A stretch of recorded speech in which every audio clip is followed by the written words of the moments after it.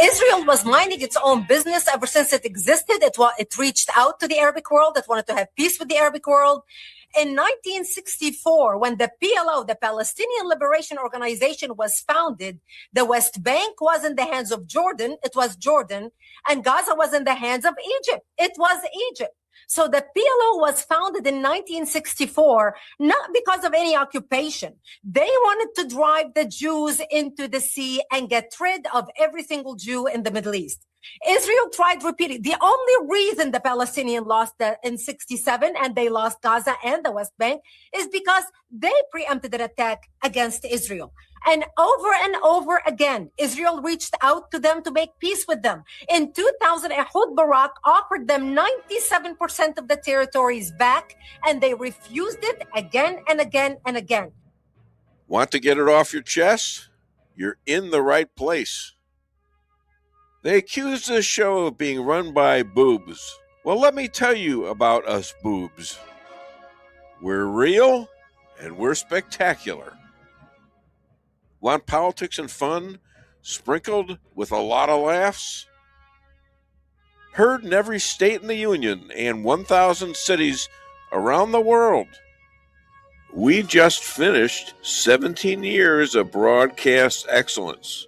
Now in our 18th year. The Dave Weinbaum Show is streaming live all over the world.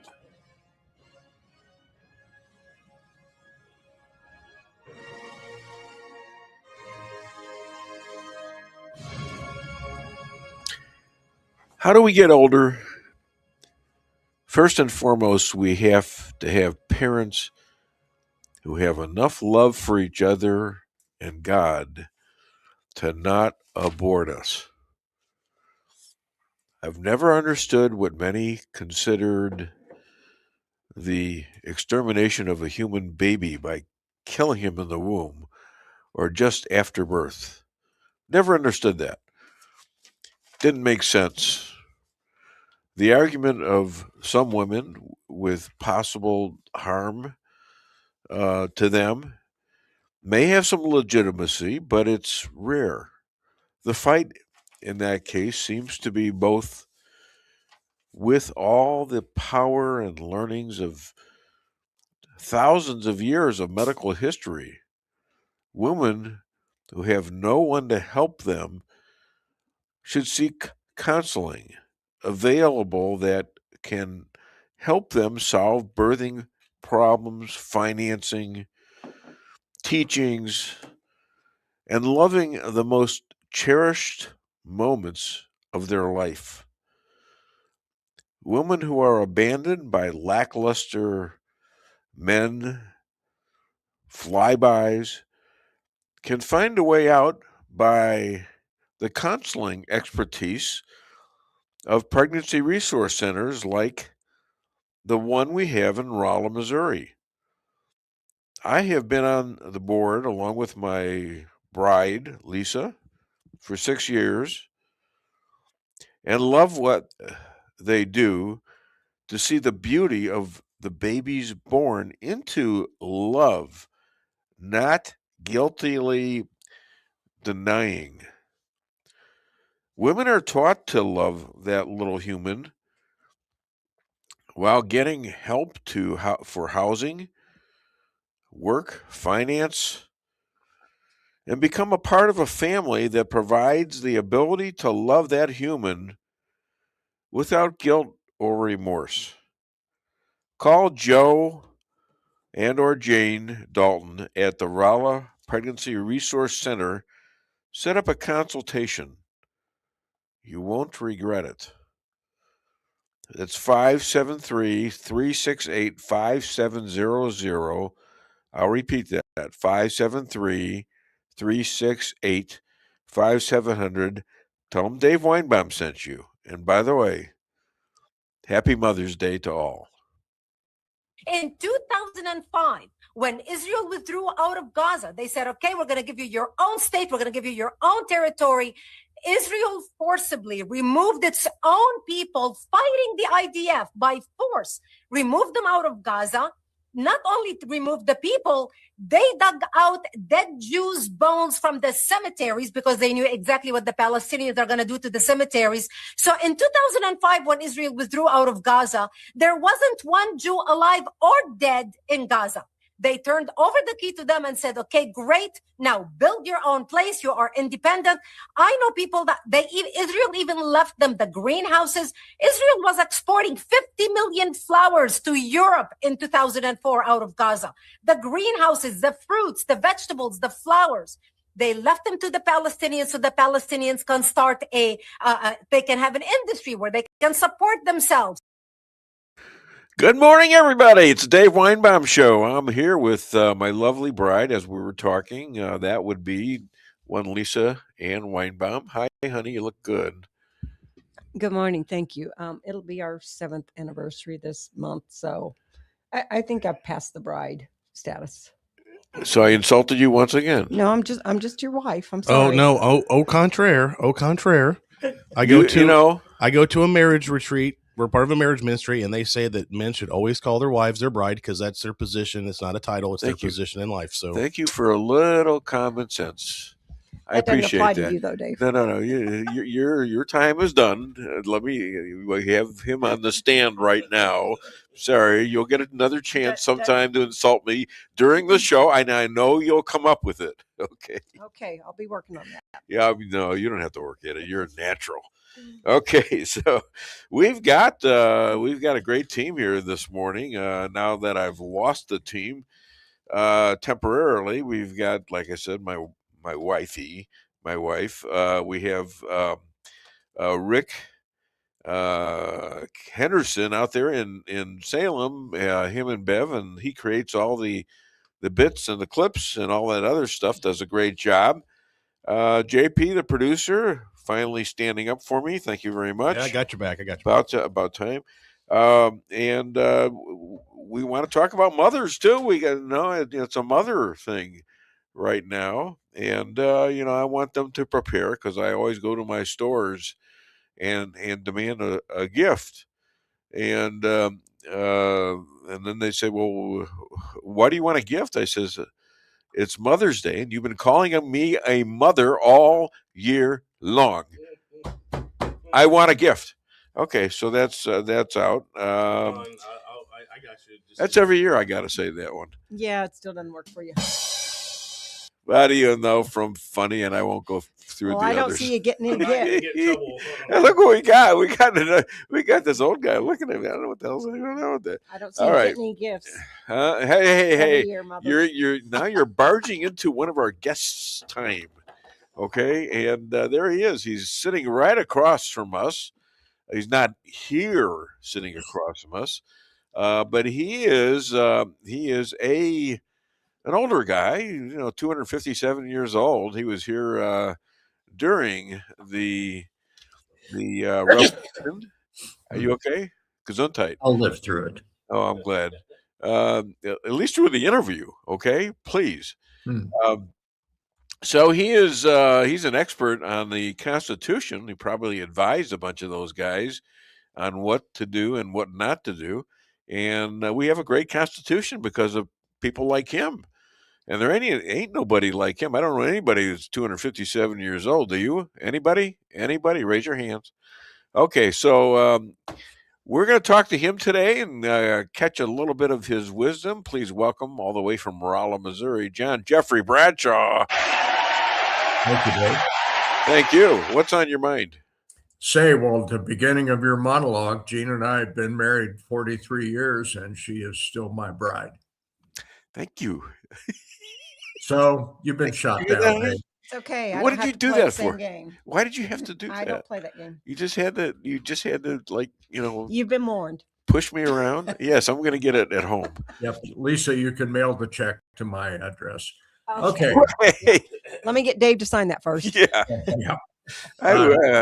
What am I getting into here? I don't understand this. Matter of fact, in my phone. What the hell's going on here? In my phone, my wife's number is under bride instead of wife or her name. It's under bride. So there you go. Under bride. See, there you go. Else is already a bride. Under bride. I don't care about your sexual positions. All right. That's not necessary. Dave. Oh, that was terrible. I apologize. I apologize for that. I'm sorry. All right. Here we go. Let's get off this. No, you're right. I'm sorry. Let's talk about some national news because there is so much going on. Yes. We'll just start with Iran. Iran decided that it would be okay to fire some missiles and some drones at U.S. warships. And the Qashem port and Bandar Abbas were hit pretty badly. The Iranians decided to shoot at the USS Truxtun, the Rafael Peralta, and the USS Mason. And those ships returned fire and pretty much flattened those spots where the missiles were coming from.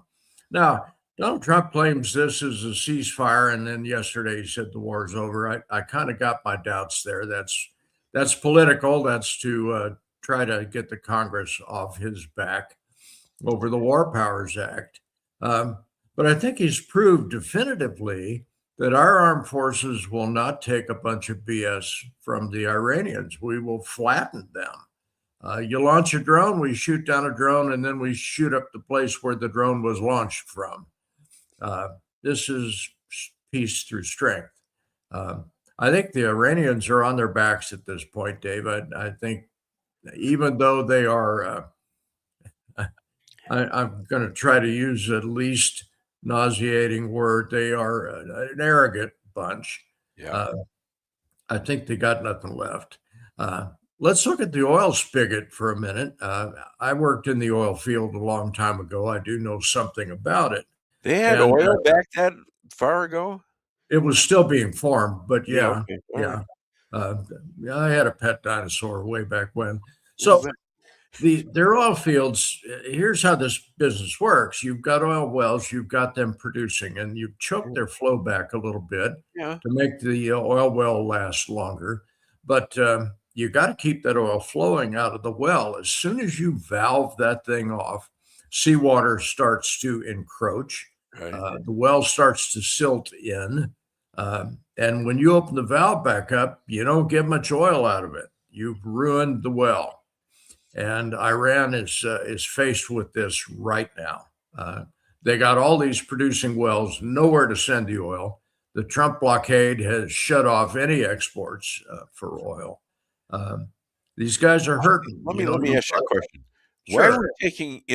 Why are we taking anything shooting at our boats when we're in a ceasefire with these guys? As Jack Keane says, General Jack Keane, he says we should be in there like white on rice all over them. That may well happen, Dave. Yeah, well, okay. Because, Trump's given them some slack, given them some room to negotiate. We've noticed over decades that these folks do not negotiate in good faith. I think we killed the worst of them, but, they're growing some new ones there. This thing won't be over for a while, but I think Trump has proven to them definitively that you want to shoot at our warships, we'll flatten you. You want to shoot at them again, we'll flatten you more. Remember, he threatened to bomb every power plant and blow up every bridge. That would drive them back to the Stone Age. Consider that most of their food is refrigerated. You wipe out the power plant, you wipe out the food supply. He could really send them back to the Stone Age. Whether that's warranted or not, I don't know. That's for God to decide. But in my part of this thing is, you guys keep poking the bear. Sooner or later, the bear wakes up. Bad things happen to you. They've been poking that bear for 47 years. Yeah, but the last everybody threatened him, and nobody did anything about it. The last 60 days worth have proven that if you poke the bear often enough, you're going to get bad things happen to you. Well, the question is, I believe that if you ruin too much of the country, guess who's going to be there repairing the country? Because of the fact that we got to take care of maybe the new population taking over, the Persians, and we're going to have a fortune spent there, and a lot of it's going to be by America and the taxpayers. And at that point, we own that country. There are natural resources there, much like Venezuela, that we could. It's a big by all rights claim as ours. It's a big country. Yeah. So these clowns fired at the United Arab Emirates as well the other day. Yeah. And they managed to fight off the missiles. But the UAE was at one time their ally and has tried to remain neutral in this conflict. And the Iranians decided to shoot missiles at their neighbors. That shows how desperate these folks are, Dave. They're way beyond desperate. And sooner or later, they're going to give up. Their population is going to say, no mas, we're not going to do this anymore. They're already saying it, and they're already got about up to 50,000 people murdered there by the regime. And it's going to be interesting to see what happens when and if they take over. The Persians take over. They are like 80% of the population. But this happened once again in 2011. And nobody helped the Persians then. That was Barack Obama. Yeah, it was Obama. And I know for a fact that they were getting killed there because I was sitting next to somebody who was telling me I have people there. Mm-hmm. Said, Obama's foreign policy was lukewarm on its best day, and then he handed it to Joe Biden, and it became cold and dead.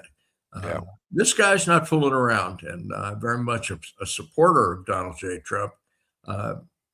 He's called their bluff, and he's calling their bluff right now. He gave them a 14-point plan and said, this is what you guys are going to sign on to, and if you don't like it, we'll bomb you some more. I'm fine with that. I think we should have wiped out their military and have done so very effectively. Yes, we have. Yes. What do you say we turn internal a little bit and talk about gerrymandering? Our Supreme Court just decided on a little case, which was Louisiana versus Calais, and this regards Section 2 of the 1965 Voting Rights Act. Now, I was very much into politics back then. I know something about that legislation. And what the Democrats have done, and now the Republicans are doing it too, they have selected congressional districts by race. The Supreme Court has just decided that we are a raceless society. Your color shouldn't matter, and these maps should be drawn by population. That's what the founding fathers intended to begin with. So what's going to happen as a result of this? Well, SCOTUS came and said, Louisiana, you've been doing bad things, and you're going to have to redraw your maps by population. This is going to happen to every other state, particularly blue states that have got large Black and Hispanic populations surrounded by artificially drawn maps. What they're assuring is a Democrat voting bloc for a large chunk of their population, even though that population might be fairly well distributed uniformly throughout. So you're representing Blacks over whites, you're representing Hispanics over whites, and the SCOTUS came back and said, no, we're not going to have this. This is a big deal, Dave. Oh, sure it is. Virginia, in particular, is one that's being looked at with such scrutiny right now. Their gerrymandered map will probably not survive this. Now, for those of your listeners who haven't kept up with this, right now, Virginia's voting record is about 6-5. 6 Democrats to 5 Republicans, fairly consistently. With this new map, which is probably not going to survive scrutiny, it's 10-1. Yeah. 10 Democrats to 1 Republican. And tell us about the voting problem with that vote. Well, it was terrible the way this thing was done, and the courts are going to decide this in the end. Virginia didn't follow their own darn laws. The way they put this legislation forward, there was a 60-day waiting period. There was a 32-1 ratio vote that had to happen. None of that happened. Yeah. They just shoved this thing on through and said, yeah, we're going to make this the new normal. Well, that's not going to survive the courts. And why is that important? Well, we've got midterms coming up. And so many of these states are scrambling to redraw their electoral maps prior to the midterms. Now, normally this happens only once in 10 years. Every time we have a census, as the year rolls past 00, we have another census and we count folks. Well, the trouble is with the Democrats, they counted everybody around. Illegal aliens, dead people, they didn't care. So they've got a census in so many states that is very much left-leaning, and then they redrew the congressional maps to reflect that. So one person, one vote doesn't exist anymore in those states. And that SCOTUS decision is a big deal, Dave. This thing is going to shake out for years as states scramble to try to put this back to fairness again. It is a big deal, and I'll be watching this. I know you'll be watching this because, well, we're conservatives, and we'd like to see conservatives run this country. And the Dems have, I'm afraid, stacked the deck against us. So, yeah, this is a big deal. I got a quote from Thomas Sowell that I think is relevant to this. And Thomas Sowell said, and I quote, "When people get used to preferential treatment, equal treatment seems like discrimination," end quote. And by the way, he's a black writer and genius. Brilliant man. Yes. Yeah, he has commented on some of my columns with great honor. I've read his stuff extensively. Excellent. And he's absolutely right. When you have been preferred, as the black folks have in these gerrymandered maps, and all of a sudden justice comes in, you feel discriminated against. Well, I'll give you crocodile tears for that. It's time for you to wake up, read the Constitution, and become an American citizen again. Let me tell you about a little carjacking. You ready for this? This was in Garland, Texas. Now, you know I'm a Second Amendment. I watched this. Go ahead. I watched the video as well. Crazy person, clearly not in some sort of mental decline, decided that it would be okay to try to carjack a car that had a family of 8 in it. And the fellow who was the father of all these folks was a carry permit person in Texas. This guy tried to carjack the car. They had a little bit of fight, and the father put 8 rounds in this guy. He didn't shoot the guy at first. He tried to get the guy off of him and get him to get out, and then he had to do it. So this is Texas, okay?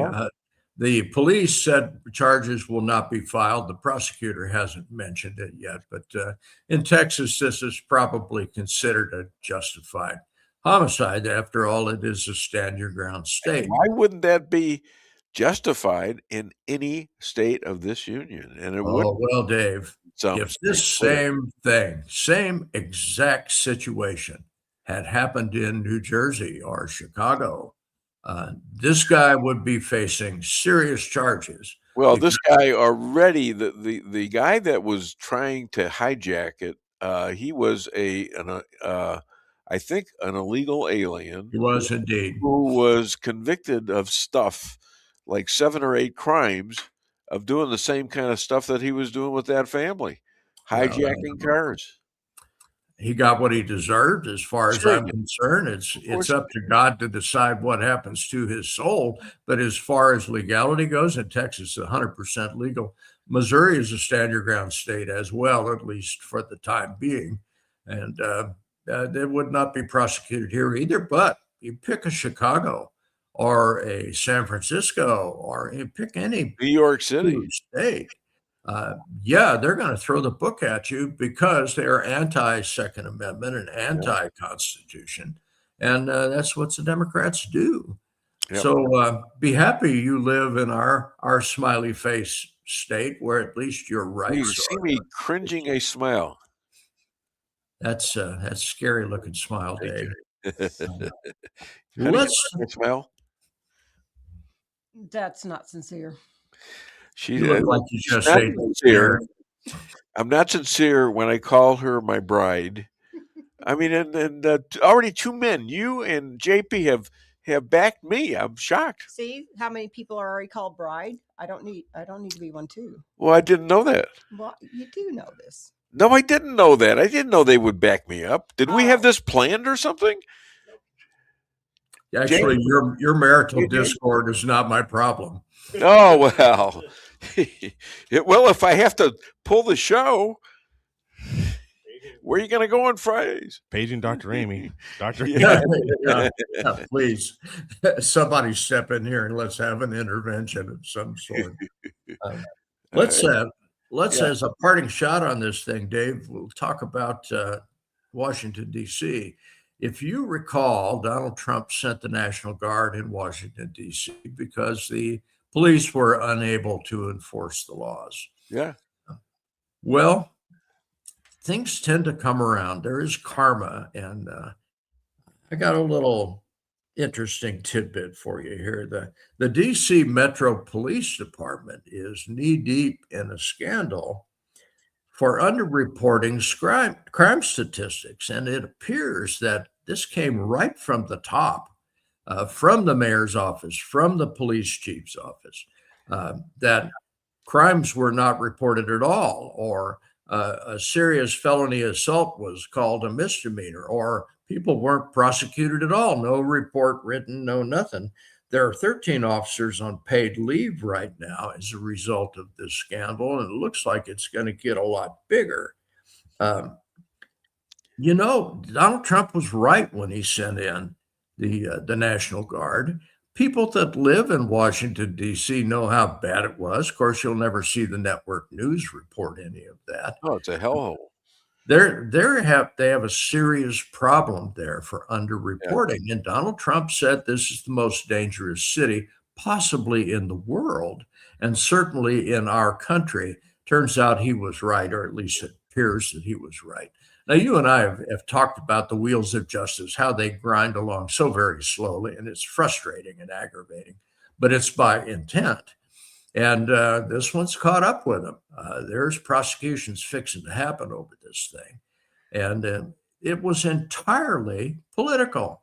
If you look at the motivation behind why they underreported their statistics, absolutely and completely. Well, there's been a mayor before that. Her name is Mayor Bowser. And now she's still the mayor, and she seems to have gone along with Trump. Yet, how many of those people who were let out of jail or given smaller punishments was she responsible for? Well, Muriel Bowser went along with Trump because she is a political animal and she could see the direction the wind was blowing. And it wasn't blowing in her favor. So she changed sides on that. Listen to the Governor Hochul in New York City, and she's threatening to fight with ICE when they come and descend on them, and they're coming. Hochul, Mamdani, these people are leftist lunatics. And they're socialists. All I can say about the folks that voted for them, you're fools. You're clearly fools. Well, of course. You drank the Kool-Aid. Shame on you. No sane person would support what either of these folks want to do. And Hochul, Kathy Hochul, you got a problem. If you want to fight ICE, you got a real problem. You will find your state defunded of federal monies, and your state gets an awful lot of federal money. Oh, yeah. So, you're going to have a problem. And it's only right, don't you think, Dave, that eventually justice happens? I'm one of the cheerleaders out here. It doesn't just happen. It has to be earned. Justice has to be earned. It's not. It can go forever and get worse and worse and worse, and then you have a place like Russia, Soviet Union, things like that, where you have no rights anymore. You got to keep fighting for this stuff. It doesn't just happen, in my opinion. Communist China comes to mind. Although from what I have read, their economy is a wreck now. It was a wreck a year ago. They had terrible commercial real estate problems. They built and nobody moved in.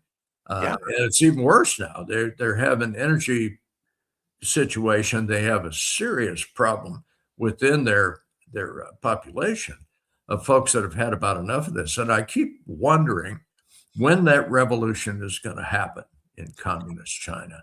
I think it is bound to happen at some point. At some point, the population, like the Persians in Iran, say no more of this. You have dumped on us enough. You have killed a bunch of our population, and you're our freaking government. You're not supposed to be doing that. So at some point, there'll be a revolution. They had a bunch of arrests recently of the CCP administration under Z, and I don't know how, if they were jailed. I think they were jailed. These are top guys in the Communist Party there. Trials coming up. So what they're happening, this is a dictatorship. I mean, any way you look at it, Z is a dictator. And he's finding that anyone that is even lukewarm to his policies, he's yanking them out. Well, then he's a king. He's not just a dictator. Yeah. Well, he's not listening to the group that he is hired on as his administration. Let's put it that way. His power structure has become pretty shaky, I think. Very shaky. So there's just him. So I guess that would be the difference. Indeed. Now, you've got a huge population in China, many of whom are at the poverty level or below as a result of his policies. If you look at what that country has done, they've invested in the wrong spots. They've put a tremendous amount of money into their military, money that they didn't have. They don't have the economy to support that. So it's a net negative. I think at some point it's going to blow up on them. I just keep waiting for it to happen. Now, things grind along so slowly. Sometimes I get a bit impatient, but look what happened in Venezuela. Look what's fixing to happen in Cuba. I think the Cuban regime is going to fall. Yeah. Their economy's been a mess for years, and it's a wreck right now. You're looking at the biggest changes in the history of maybe the world. I agree. In a short period of time. This time frame is incredible. Look at the history. This is never changed that quickly, and that's because of Donald Trump. Indeed. Frankly. And you're not hearing a lot about our troops getting killed like in Vietnam.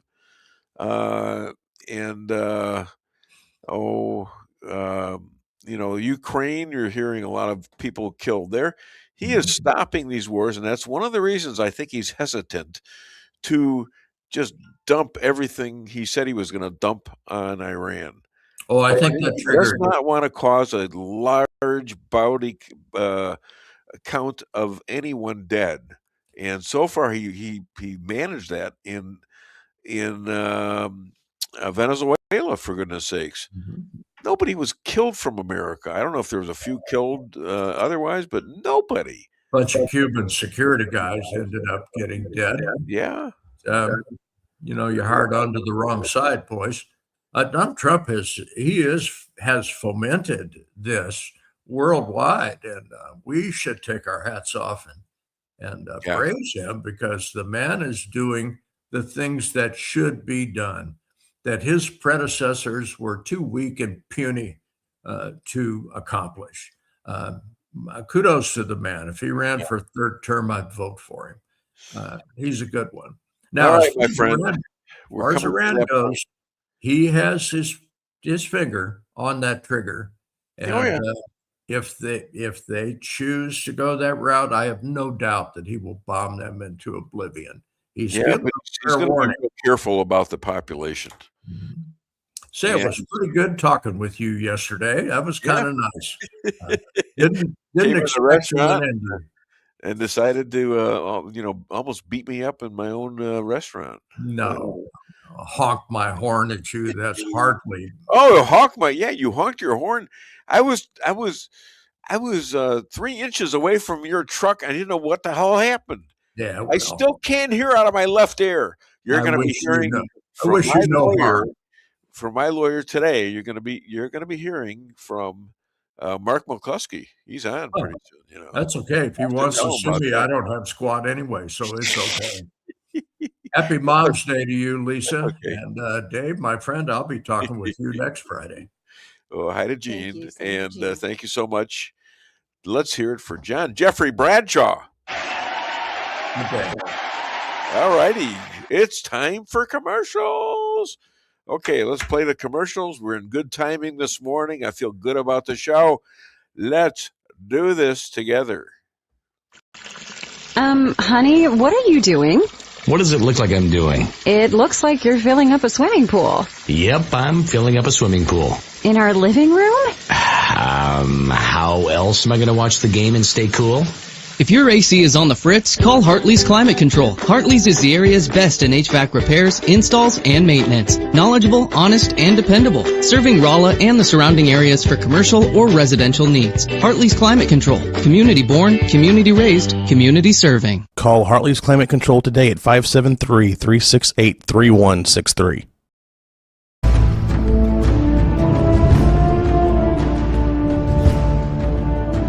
Never be too coy to tell your friends and family about koi sushi and hibachi. Celebrate the best Chinese-Japanese restaurant in the Midwest. Call 573-426-5551 to make a reservation or order takeout. Locally owned, 1808 North Bishop, Rolla, Missouri.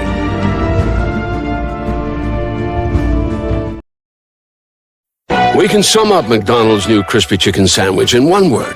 Crispy. But also juicy and tender. Okay, it's crispy, juicy, tender. All one word. But then, also pickle. Oh, and potato bun, which is two words. Okay, we can't sum up our new crispy chicken sandwich in one word, so you'll just have to try it to understand it. Order ahead on the McDonald's app at participating McDonald's. Ba-da-ba-ba-ba.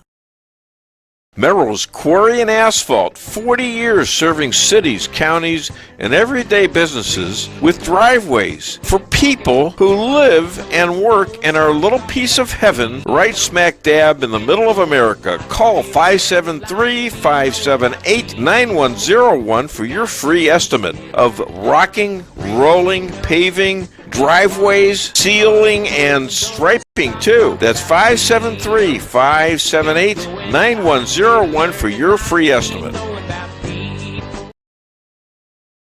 Your home is your castle. You don't need unwanted hassle. Don't let those creatures move in to stay. Let us protect your investments. That's what we're all about. Plank Termite and Pest Control will save the day. Plank is locally owned and family operated right here in Rolla, a Google preferred business. Our customer service and your satisfaction is our number one goal. So call Plank today at 368-3333. Plank Termite and Pest Control will save the day. At your locally owned Price Chopper, our standards are high because we know yours are. See for yourself what an incredible fresh selection of grocery items we have in store. Talk to our expert meat associates about what you're looking for.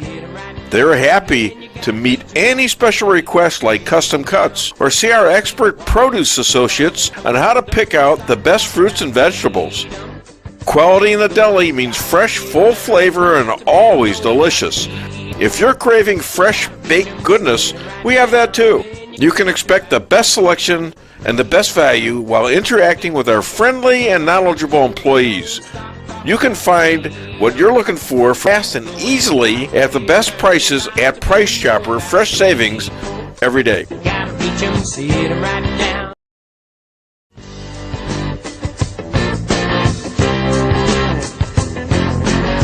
Insurance going up like crazy? Daniel and Henry Insurance is one of the largest private insurance companies in the world. Richard Boyette, 314-444-5011. He's my guy at Daniel and Henry for 10 years. Business or personal, call Richard at 314-444-5011. He's the best. Greetings, everyone. I'm Bob Willis, an author and writer, and I write nature books. I live here in a ranch on the Ozarks, and have published many books over 2 decades of writing. The Trout Adventure series of books was about traveling the world with a camera and a fly rod. The Last Buffalo in Kansas is a true story about one family's journey through 100 years of American history. A couple of years ago, I decided to write a children's nature series of books. 2 of those books have been published. The Adventures of Dog is a story about a puppy that grows up on a ranch in the Ozarks and has fabulous adventures. The Adventures of the Cats R Us Gang is about a group of cats that band together to protect the ranch from a dastardly group of raccoons. Wonderful stories for children, wholesome, about nature and the Ozarks. They're available at Amazon, Barnes & Noble, and in Walmart even. They're available locally at Reader's Depot. Hey, take a look at them. Thanks a lot. At Town & Country Bank, we've got all the perks of a national bank, like online banking, quick loan approval, and you can deposit your check from your phone. But that's not why our customers love us. They love us because we still offer hometown customer service. Stop by one of our 2 Rolla locations and let our friendly team remind you how special hometown banking can be. We're locally owned and will take the time to understand your needs. Smart, friendly solutions. Town & Country Bank. Member FDIC, Equal Housing Lender. All right, we're back, and we're going to play. We're waiting on Richard Jeffrey. He's going to talk a lot about the UFO thing that you might have heard about on Fox News this morning. So is he here? Oh, okay. All right. So does he have a presence, so to speak, on the show here? Well, we have him on the phone. Richard, are you going to be able to join us on video link? I will. Perfect. Okay, God forbid. Let's see. Just make sure you have clothes on, for God's sakes. Come on, man. Man up. Somehow I'm on Facebook. Let's see here. You're on Facebook. Congratulations. With that face? Yeah. Ooh, it's bad. This isn't as good as I thought. Can you see me right now? Nope. No. Here it comes. Something's coming. Something's coming. There you are. Yeah. Okay. You're a little low in the shot. Let's put it that way. A little low in the loafers, huh? Yeah. Okay. Wake up and stand up, will you? Are you a midget or what? No. Because I can joke about that because I am kind of small, 5'3". Anyways, let me give you your bio. Poet, writer. He's MAGA. He's an expert on space aliens. The first batch of which landed on Fox News desk this last night, and he talked about it this morning as I was getting out of my car in the parking lot at 7 a.m. Okay? Wow. So, yeah, you haven't even heard this. That was Peter Doocy. And so I have to ask you this. What are your thoughts? They're releasing these in small pallets of paper, which for 8 decades they have kept this from the public. So he did a redo of all the stuff that was told. He didn't have a lot of new things. They didn't talk about the water, living in the water kind of thing. But but it was still interesting because there was a lot of things that were unexplained that they had tried to explain earlier, and now they're back to saying they're unexplained. So it's a little bit. There wasn't any big stories this morning, but you understand that leaks from the USA files hidden for 8 decades, it's coming out. That's the big thing. Of course it is. Yeah. Well, you know what? This kind of leads in to what I'd like to talk about. Well, go ahead. The earthquakes beneath Area 51. Yeah. What the hell's that about? Well, first, let me catch up your audience on this. At least 17 earthquakes have been recorded beneath Nevada's Area 51.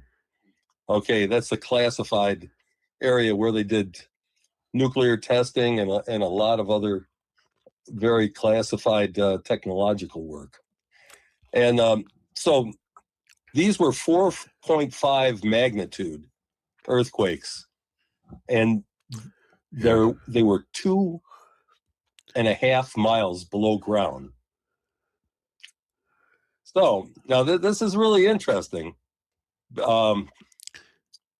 because they register on the seismic scale at the same level that atomic weaponry does. What? Yeah. Okay, so is it just that area, Area 51, or is it in California too, or does it extend itself to other places? The epicenter was right beneath Area 51. Yeah. Okay, so hundreds of people called in around the area to the USGS. Yeah. Have you ever heard of that? Yeah. That's the United States Geological Survey. Yeah. And for your audience that doesn't know about it, this is a group that monitors earthquake activity worldwide. And it measures the strength. And Hold on a minute. The office is out of control. And tell them why, JP. As you're talking about the USGS, Lisa's giggling because that's actually who I work for full time. I'm a federal employee for USGS now. My office. That's his real job. You say, Richard? He's warning you. He's connected. This is good. This is good. Now, in full transparency, my part of USGS that I work for does not work on earthquakes. We do mapping. So I don't know much about earthquakes, but a different part of USGS, yes, is in charge of earthquakes. So don't listen to him. He's mapping another one. He's mapping another. I didn't say what we were mapping. I just said we do mapping. Okay. Right. All right. Keep going. It does a number of geological things. I'm multi-talented. Yes. We'll put it that way. Yeah. Right. And well, anyway, so what this part of the USGS does is it reaches out to emergency responders and media and the public, lets people know what's going on. Yeah. Yeah. So, all right. Earthquakes and nuclear tests, like I said, have similar resonance or like sound vibrations. And because basically both of them are huge blasts of energy. Yeah. So the seismographs can't even tell the difference between them. So what kind of damage was there if it was 2 miles down or whatever it was? Well, there wasn't any damage, but the talk among my friends in the scientific community is that the United States has restarted its underground nuclear testing. Oh. Because they found out that China has been developing more sophisticated weapons than we have. So now we're trying to play catch up. And we're doing it under the designation of Hill 51. Area 51. Area 51. To go along with all of this, Dave, there's a consensus that China has had a hand in the abductions and the murders of our nuclear scientists. Oh, and that's all a part of this. So you're saying that they're hiding this right now? Yeah. Right? Yeah. They're calling it just all coincidence. Oh, well, the CIA knows about it. They're doing covert actions against China right now, and it's interesting because President Trump is about to meet Xi right now. Yeah, that's right. It's today, right? Actually, yep. Yeah, that's pretty interesting. So their motive is to prevent the United States from developing sophisticated nuclear weapons. They'll be talking about that, won't they? And they're running out of oil in China. Oh yeah, because Iran was their big supplier. They're in a world of hurt. Yeah, and in essence, what a way to make a deal! Can you imagine? Whoops, I'm sorry. Go ahead.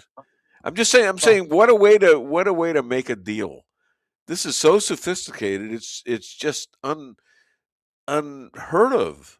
You know, it's much more than meets the eye. Exactly. Exactly. Oh, keep going. So, in essence, we're in an arms race with communist China right now. Well, we always kind of have been, but obviously it's been in secret. I mean, we still don't know exactly why those balloons were flying over, why suddenly China owns 300,000 acres of United States land next to forts and naval institutions, things like that. We just don't, but you can imagine that now. To understand that, Dave, you got to understand that we have an enemy within. Yeah. And that's pretty much the Democratic Party. Yeah. When you talk about Democratic Party, you're talking about socialists. Yeah. And they work hand in glove with other socialists. Remember the all over Soviet the world. Union, was it? Go ahead. All over the world. And they're all set on killing off America as we know it. Yes. See, I was always surprised. I was surprised. I predicted a civil war back around 2013, 2014. And I was it's still on there. It's still on because to me, Trump. They think that they want Trump dead. It is Trump that stopped their plans. I know that, and they know that, and that's why we're seeing the hit jobs on Trump. Oh, most definitely. Yes, and that ain't coming from Republicans. It's not coming from the rhinos. The rhinos are a pain in the ass. That's all they are. They're not. It's not coming from them either. No. Right. Let me talk a little bit about Area 51. Please. Since the earthquakes have been below them, most of your listeners know that Area 51's a military base, and it's in Nevada, where the U.S. Army tested nuclear weapons for years and years and years. Let's see. The testing began in 1951. Okay, so that might be one of the reasons it's Area 51. Okay, and it was until August 5th of 1963, we were doing above ground nuclear testing there. It was a flat desert out there, right? And we were doing above ground testing. Then on August 5th of 63, President Kennedy signed an above ground nuclear treaty ban. And basically, he agreed with the Soviet Union and Great Britain that nobody would do above ground testing anymore. Yeah. And after that, the U.S. continued to test underground nukes. And this continued until 1992. Did this have anything to do with his elimination by the CIA, I believe, or somebody other than Oswald? I don't think Oswald did it. Talk about the Kennedy thing. Yeah. I think he was taken out because he was picking up Republican civil rights legislation. And back then, the Democratic Party was still the Dixiecrats. Oh, sure. What do you mean they still are today? Only with the little different nuance. They've taken on a little different form. Yeah, but their tactics are the same. They're the same as they were in the Civil War. So the Dixiecrats of that day were as racist as they come. And here, their president was starting to push civil rights legislation.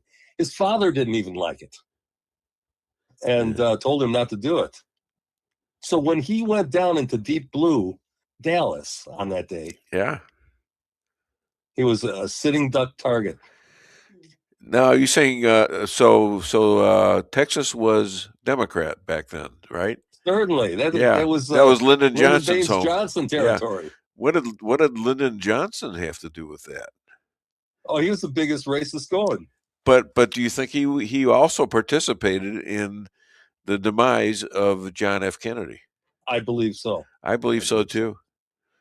You know, I've had the gal on the show before who disappeared for a while. I think she's coming back. I'm not sure.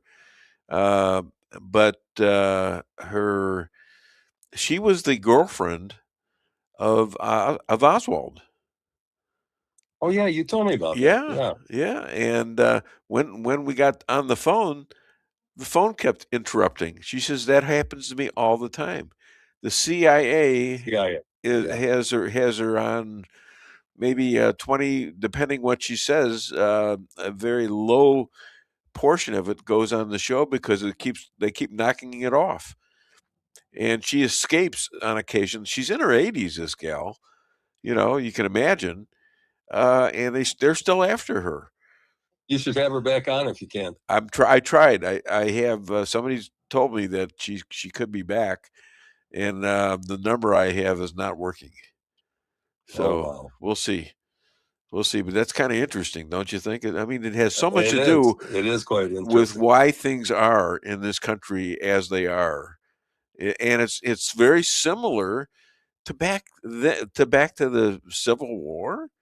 I mean, give me a break. Well, my theory, and from what I've heard, the Civil War never really ended.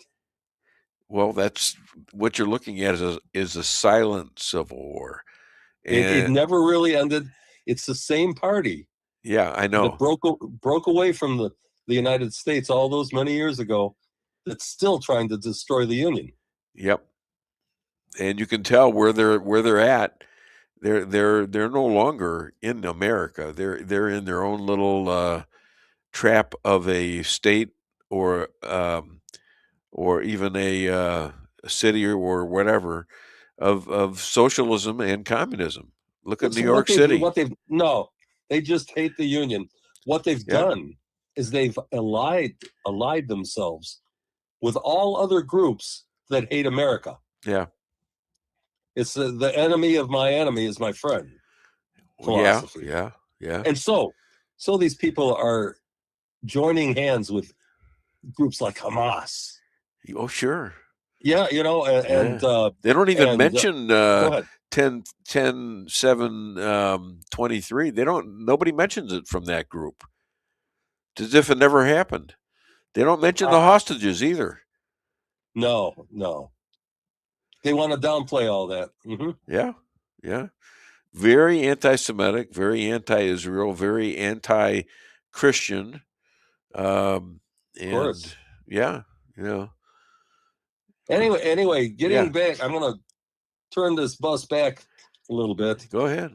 And you're driving it. Yeah. Well, some of the scientists who worked on at Area 51. Yeah. Back to that.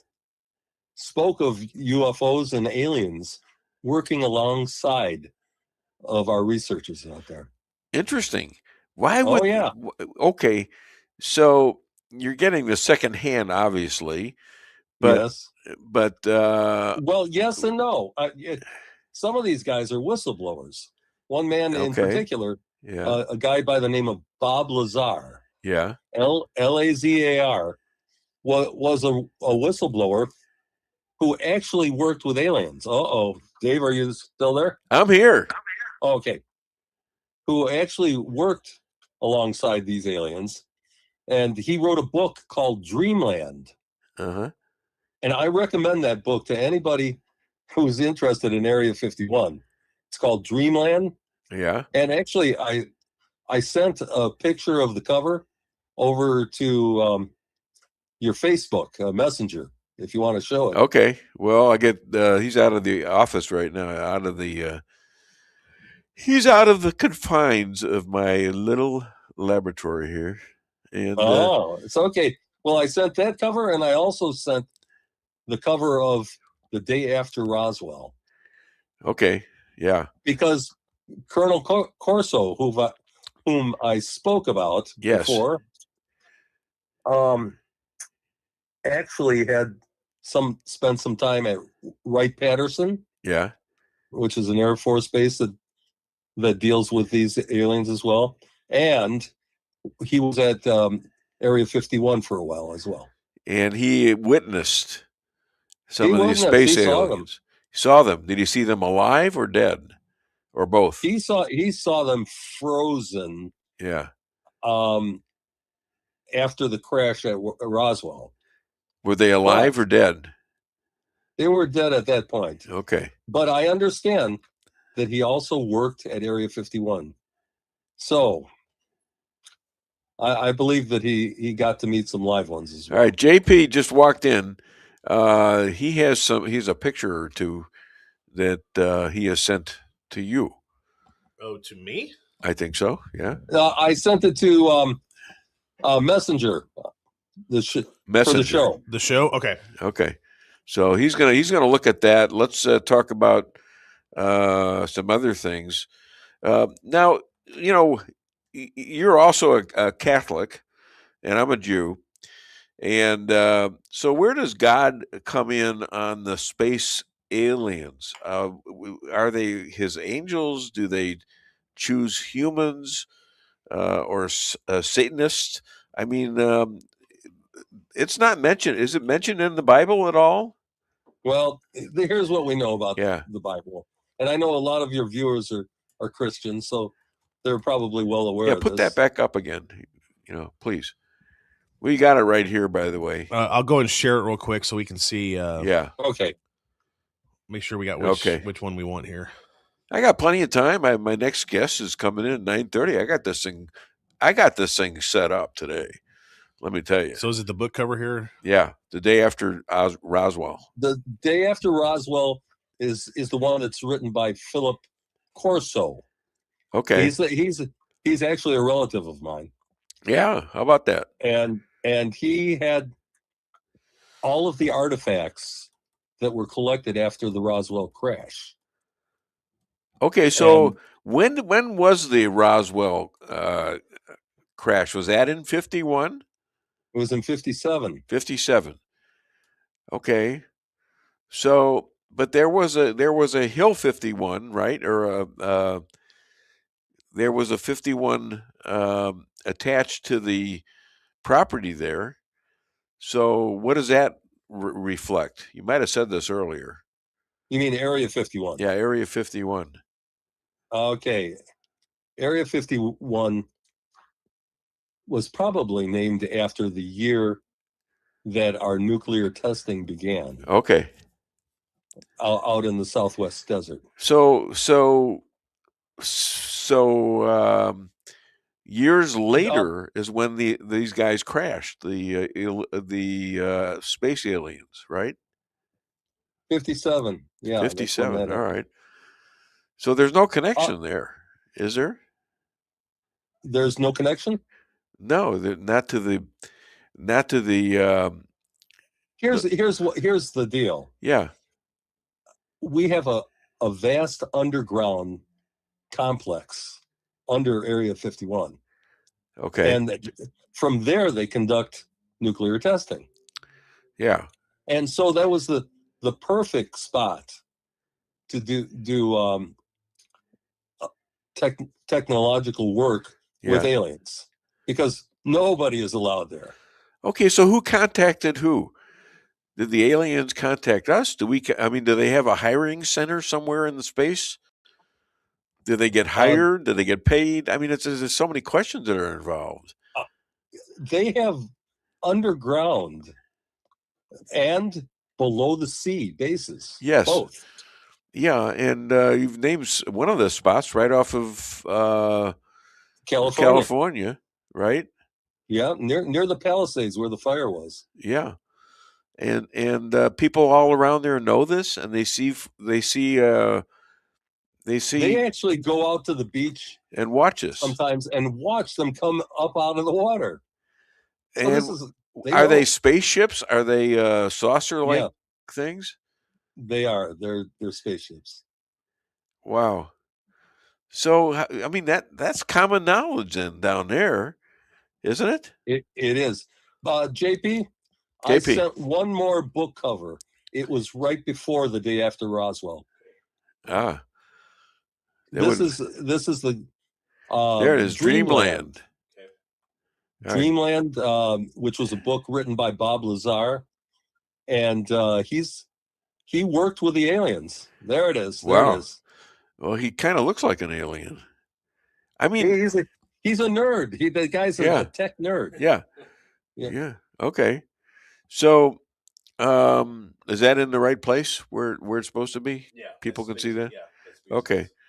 So what about language? How did they learn each other's language? I've heard that they can actually talk to each other without saying anything. That they think something, and they can. They have. So that is true. Communicating without moving their lips. Where is that documented? In that book with Lazar? It is. Oh, okay. I don't need to read the damn book then, do I? So, yeah. You should. Thanks for saving me a lot. And the day after Roswell. And once you start seeing all the things that have cropped up, you start to become a believer. Well, I kind of believe it because of my experience in it myself. I'm not going to repeat it again. But once again, where does God come in on space aliens? Oh yeah, What's the religious take on this? So most of your listeners are Christians. I found that out. Yes, they are, and I am as well. So we all know that in the Old Testament, it says that there was a war in heaven. Yeah, there was a war in heaven before human beings were ever created. And this must have been one heck of a war. Because 1/3 of God's created beings, 1/3 decided to break away from him. Yeah. Under the banner of Lucifer. We don't know much about Lucifer. All we know is it's kind of like Lucifer bad. Almost like Orange Man bad. You know? Yeah. So anyway, he took 1/3 of all of God's creation, and they rebelled. They didn't like what was going on. So who was Satan? Was that Lucifer? That was Lucifer. Okay. And we don't know much about it, and we don't know what their reasons for breaking away from God was. But this we know. There was life in the universe long before we even existed. We know that. Okay. How long ago? When was life actually started?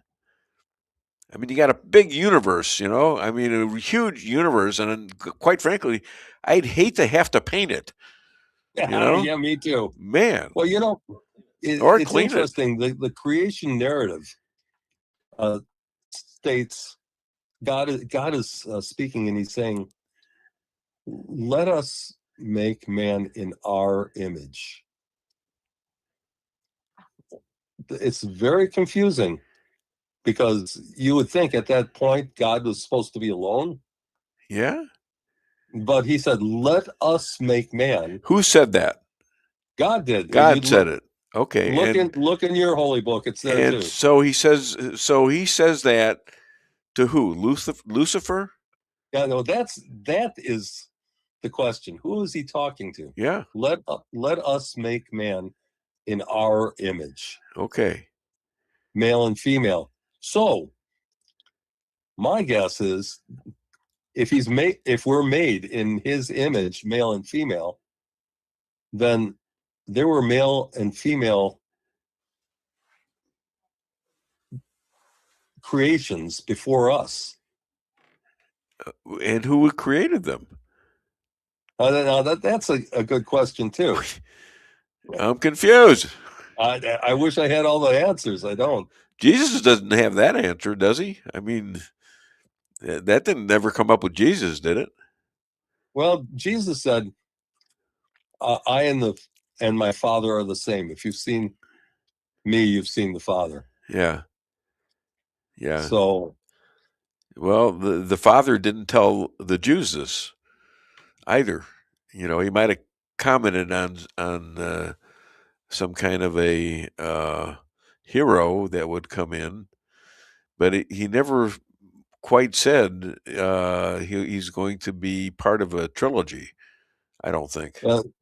Yeah, a trinity, right? Trinity, yeah. I wish Pastor Pat was here. You know, it's interesting because Pastor Pat, she was sending me stuff in the middle of the night, practically, about a Flashpoint show. A Flashpoint show. Did you ever hear of that? Flashpoint? No, I haven't. Well, it's a Christian show. Why don't you explain what Flashpoint is? So there's a ministry called Kenneth Copeland Ministries. They developed a show called Flashpoint. Really started back around COVID era, 2020 election, because there was so much stuff going on about Biden and everything else. So they have been one of the few ones besides this show and a couple others that have talked about real issues with election integrity, the stuff that goes on behind the scenes that the mainstream media is not talking about, the stuff with illegals, like, all this kind of like, backdoor stuff, the spiritual attacks that come with the political world, just different stuff like that. And so they've covered those topics. Political commentary with a Christian twist. Correct. Correct. Current events and faith. Yes. Yeah. Interesting. But it's on very late at night. It's on like 11 or something. Well, they play it earlier than they do a repeat, I think, later. Oh, boy. So couldn't find anything early on our TV. Yeah, it's usually 7 or 8 o'clock. Yeah. Okay. So, we got a lot of questions with that. Let me read the board here. Let me see if I got anything on here. I got Aaron Crane, the Dave Weinbaum Show question for Mr. Richard Jeffrey.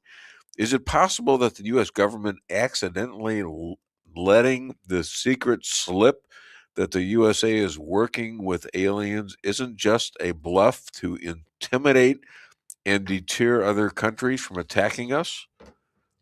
Well, it would do so. It would probably do so. But yeah, this has been written about and talked about for decades now. People haven't been listening, and now the United States is coming forward with the information. Maybe they're coming forward now to intimidate others. It could be. Yeah. Well, he's got another thing in there. This is also Aaron Crane. There's a lot of commentary in the Stone Edition Chumash, printed by Art Scroll, that addresses some of these questions. I don't know what that stuff is. Do you? No. I think he's a Jewish guy, so I think he could probably. I'm a Jewish guy too, but I'm a misinformed Jew, other than what I know, that we have, one God, in my opinion. So okay. So what percent of the population do you think have had an adventure with space objects or space aliens? I mean, how many people have had these experiences? Yours are through other people. It's through your relative and what you know. But you mine actually had one, mine. Dave. I was out there. I was out there with one that was huge. And I've read a lot.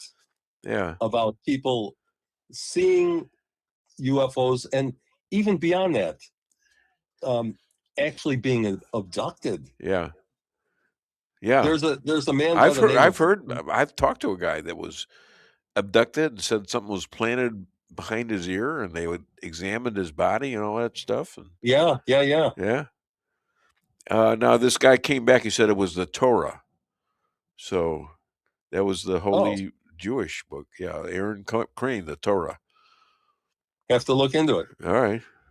Cool. Yeah. Yeah. So anyway, what do you think? What I believe what percent so of the many population? Boy, oh boy, probably more than realize it. Yeah, because nobody wants people to think they're crazy. Here's one aspect of this whole thing. Yeah. Sometimes when people come in contact with aliens, yeah, and they have a close contact, yeah, aliens actually block out the memory of it. Yeah. Yeah. They block out the memory of it, and it doesn't resurface until much later or under hypnosis. Yeah. Okay. Well, I maybe they put me on the ship somewhere because I sure as hell don't remember that. But I do remember this huge thing out there that had no sound and it was all silver, no windows that I could see, and it disappeared about 2 minutes into the when I was isolated there with it, and it disappeared without a sound. Now maybe there's something in me that happened that I have no idea what It's it is. possible. I don't know if I told you about my daughter.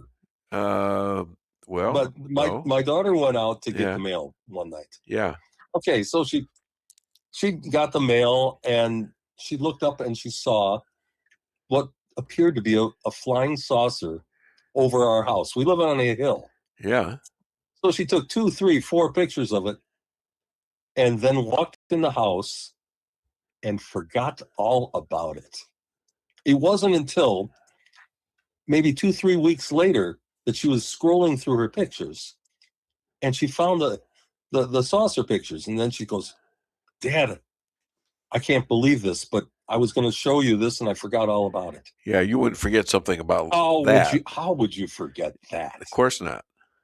So what did it look like? The classic flying saucer. Okay. With a dome top. Oh. Okay. Was it a Cadillac or?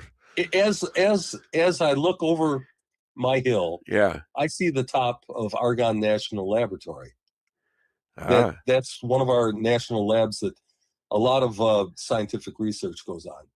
So you think this is a common thing in the science world, and you think that these scientists that have disappeared isn't just a coincidence, right? No, I don't believe so. Yeah, it's hard to believe, really, and that we know they're competing with each other, and I think Trump wants us out. I think he wants us taught to everybody, which is going to be amazing. Amazing. All right, my friend, we're coming up on the end of the conversation, but I want to thank you because I think there's a lot more people listening now than were before, and I think you're getting a reputation here, and it's a good one, actually. Well, thank you so much, Dave. And this here's is my book. Yeah, here's A his books for America. Yeah. I wrote it for the 250th anniversary of our great nation. And it's a series of poems that celebrates the American culture. And I encourage everybody to pick up a copy, especially if you have young people in your family that are still going to school. This will mean a lot to them. So Richard, did you hear about the musician who deleted songs? No. Yeah, he was a decomposer. Oh.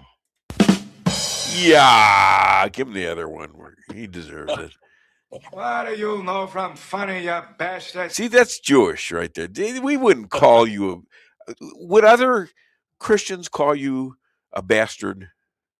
Would they? No, not usually. That's Jewish humor, though, and we call each other that. So, so you're not going to hit me if we ever do meet. Let's just. It's good to have you as a friend, Dave. No, you're great to be a friend too, and going to have another Christian Catholic up the McCloskey. Ah, yes. He's come up with some interesting stuff, and he's kind of connected and all that. That should be a lot of fun. So listen in, and I admire him standing up to the mob that day. Yeah, he's also standing up to Benjamin Netanyahu and every Jew he can find, including me. But we're friends.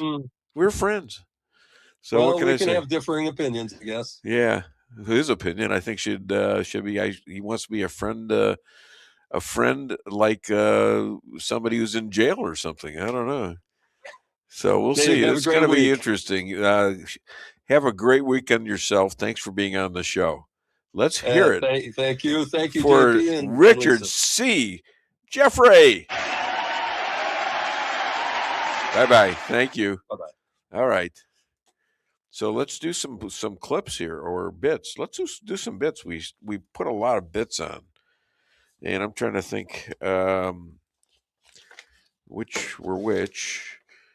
Well, put me on the black woman who implies voter law racism. Yep. Put that one on first. What voting rights is he taking away from black voters? Oh, if we look at the Save Act, that's exactly what we're talking about. That is actually going to continue to disenfranchise overwhelmingly a lot of people of color. There are so many civil rights organizations that have run the data. If we look at the way that it is going to disenfranchise black voters, it's the same reason why Chuck Schumer called it Jim Crow 2.0. So, this is the same president. If we want to continue... You haven't said how yet. I am talking about it. It's the way that you're putting new poll taxes on this when you're making people have...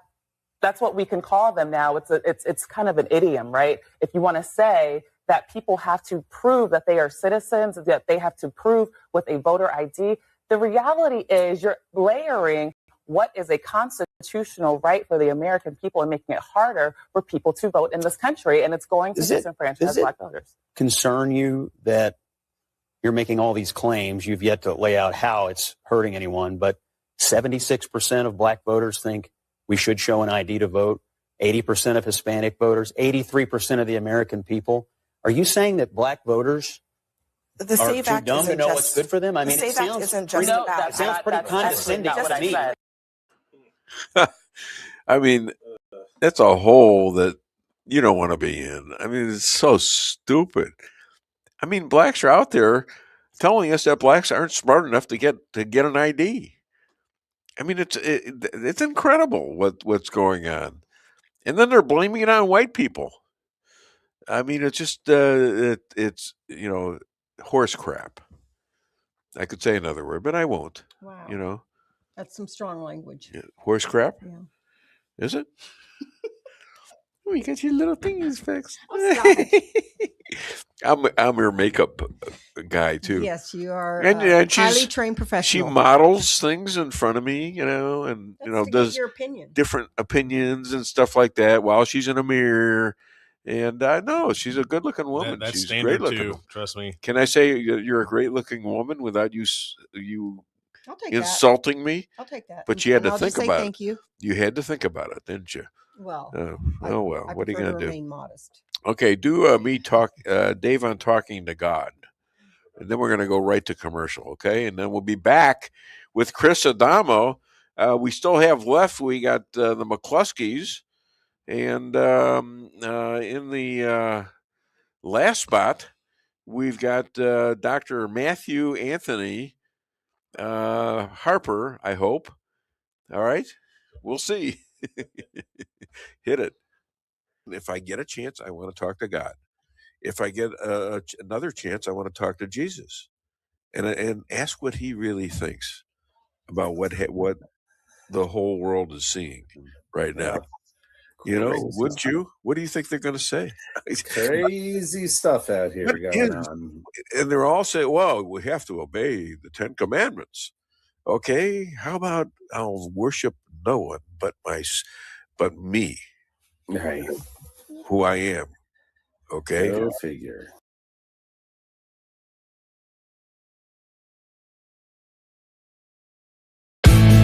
With warmer temperatures right around the corner and allergies ramping up, now's the time to get those AC units serviced. At Hartley's, we pride ourselves in offering outstanding service with fast response times. With proper maintenance, you can make those hot days be a lot cooler and remove those pesky allergens that always seem to find their way into your home. Call us today so you can be living a much cooler and healthier life. Hartley's, community born, community raised, community serving. Call Hartley's Climate Control today at 573-368-3163.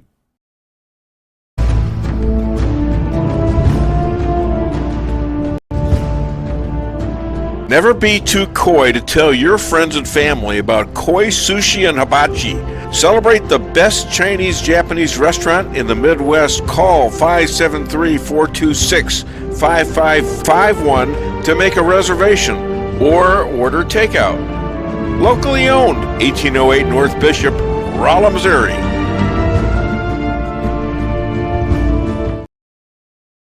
We can sum up McDonald's new crispy chicken sandwich in one word. Crispy. But also juicy and tender.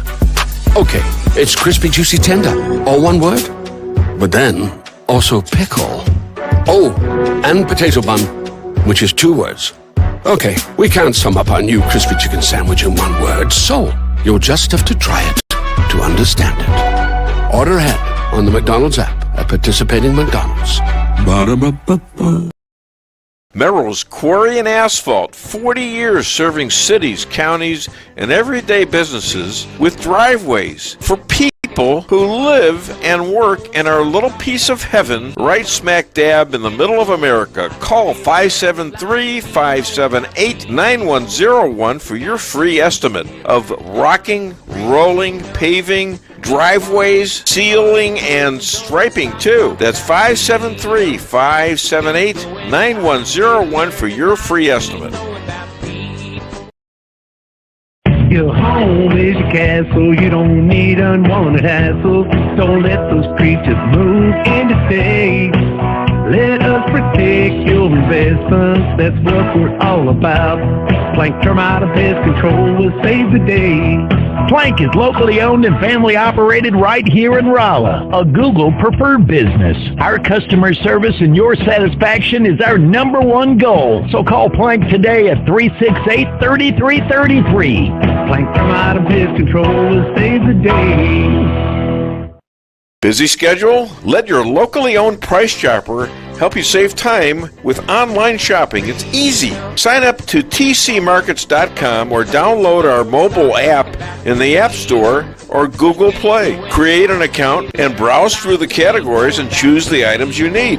When you place your order, your personal shopper will get all of the items you've selected, taking the same care you would and following your notes. We offer free curbside pickup, so you don't even have to get out of your car. Start your online order today and no online shopping fee for a limited time. Go to tcmarkets.com or download our mobile app to get started. Price Chopper.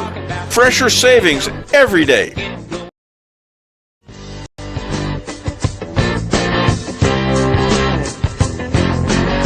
Insurance going up like crazy? Daniel and Henry Insurance is one of the largest private insurance companies in the world.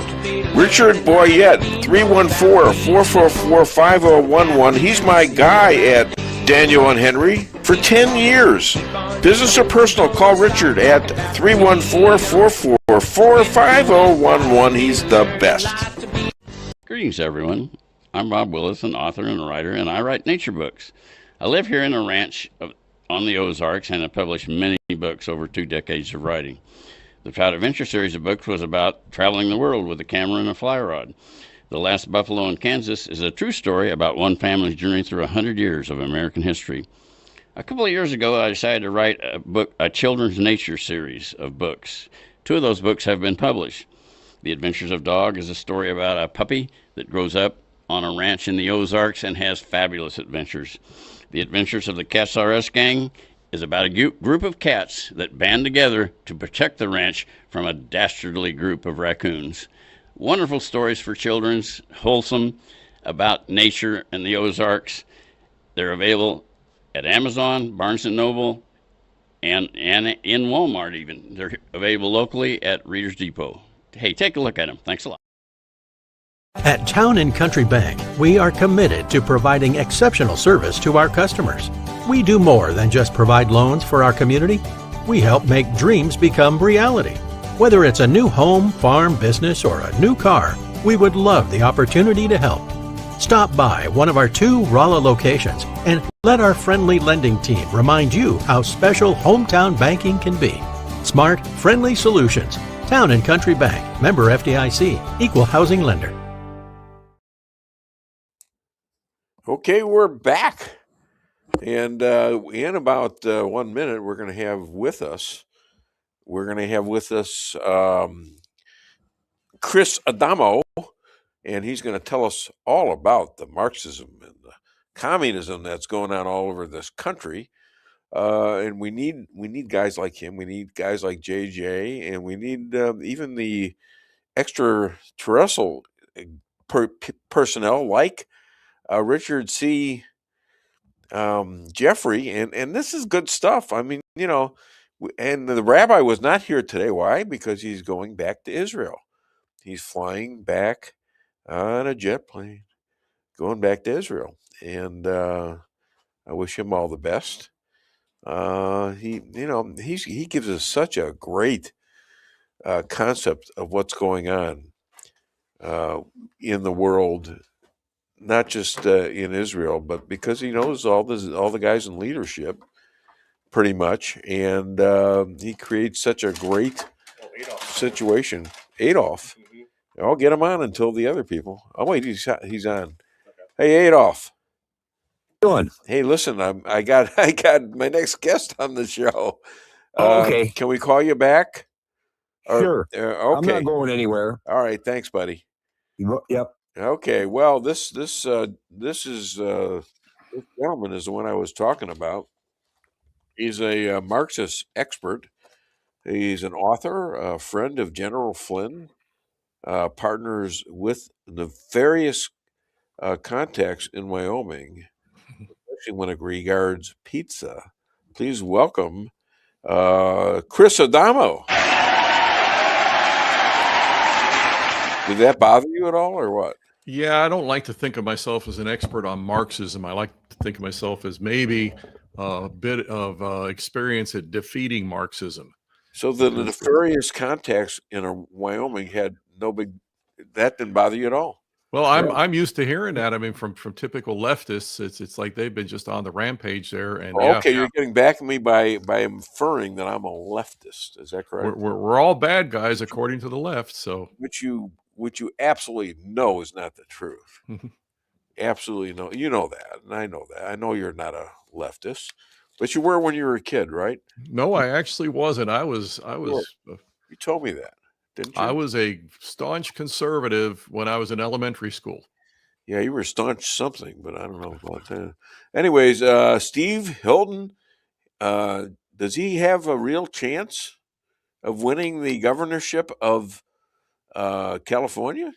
We're looking at long shot situations, and some of this is a very good sign. Some of it gets overplayed. I'll be honest with you, because we saw in 2016, 2020, and 2024, we saw a man with zero professional political experience assume the highest office in America and do more to fix the country in his terms than we've seen from all the professional politicians in history.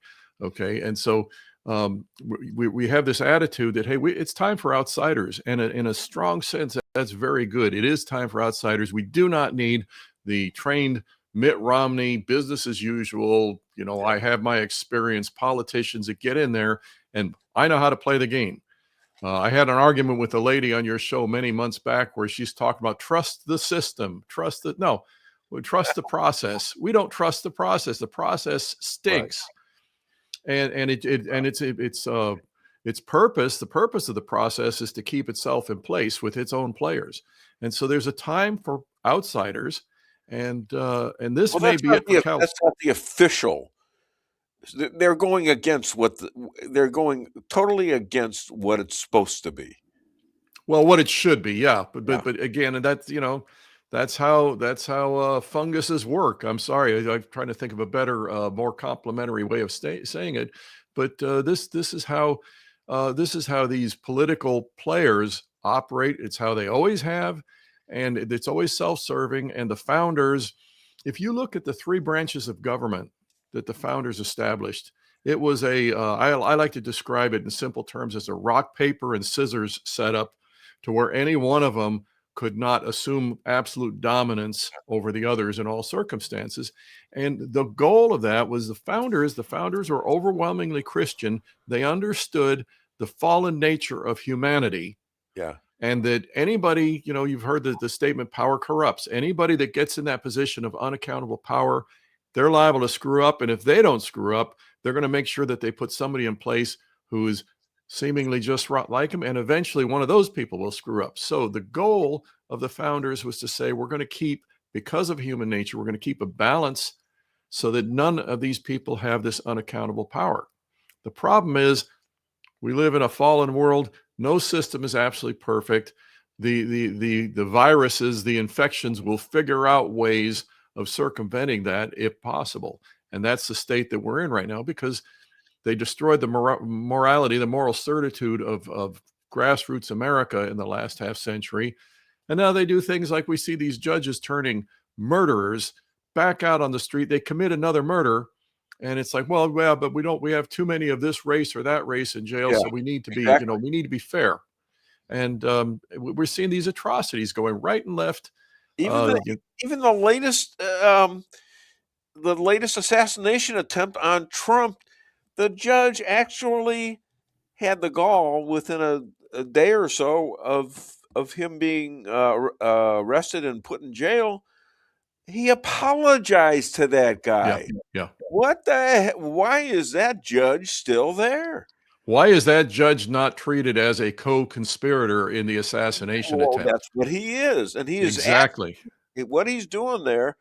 He is actually pushing the idea of you get to kill the president of the United States and we're going to take care of you. That's the message. That's deliberate to millions and millions of people just now.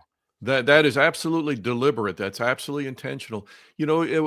Taking again another simple analogy, somebody runs in and robs a bank, and you drive up in the car and are sitting there waiting out front of the bank, and he runs in, hops in your car, and you drive. You're called the getaway driver, and they catch you 2 blocks later. You're as guilty as the guy that went in and robbed the bank. You're complicit. When these judges put a murderer or a rapist back out on the street, and that person commits another crime, the judge is guilty. It's just that simple. And if you look at these judges and you look at their track records, you can see that it is 100% intentional. They're doing this because they have a political agenda. But they're doing this because they can. Exactly. There's nothing you can do except impeach them. Well, and see, again, that was one of those rock, paper, scissors things where we're trying not to make the judges so accountable to the voting public that the judge feels like he has to run for office constantly. But anything you do like that, again, these immoral people will get in and they will pervert it. I'll give you another example. Speaking of judges, is that Ketanji Jackson Brown, who is an absolute embarrassment. She could not teach a 9th grade civics class. Well, she wouldn't be able to define a woman. Yeah. Well, she'll define she will define a woman when the subject is abortion. She'll define a woman then. Okay, women are the only ones that should talk about that. But she won't define a woman when it's a drag queen going into your kid's classroom in the 4th grade and trying to essentially seduce and corrupt these children. No, then she won't define a woman. Okay, but this last week, this whole thing that needed to happen, it was a great decision about the gerrymandering based on race. Yeah, racism is racism. If you do it for one race, it's just as bad as doing it against another race. I don't care which race you do it. Gerrymandering on the basis of race is a way of destroying proper representation. She is trying to slow walk that past the November elections. This is her goal, is because a lot of these states they're standing there ready right now to redo their districts so that the districts represent the people. And you know who that's unfair to? That's unfair to the cheaters. Guess which party is the party of the cheaters? Oh, let me guess. If there's 2 of them, I'd say exactly. It's kind of like open news and that speaks the truth. That's partisan because it favors one side. It favors the honest side. Well, if we have an honest side versus a dishonest side, you want to look at party affiliation. It's pretty obvious these days.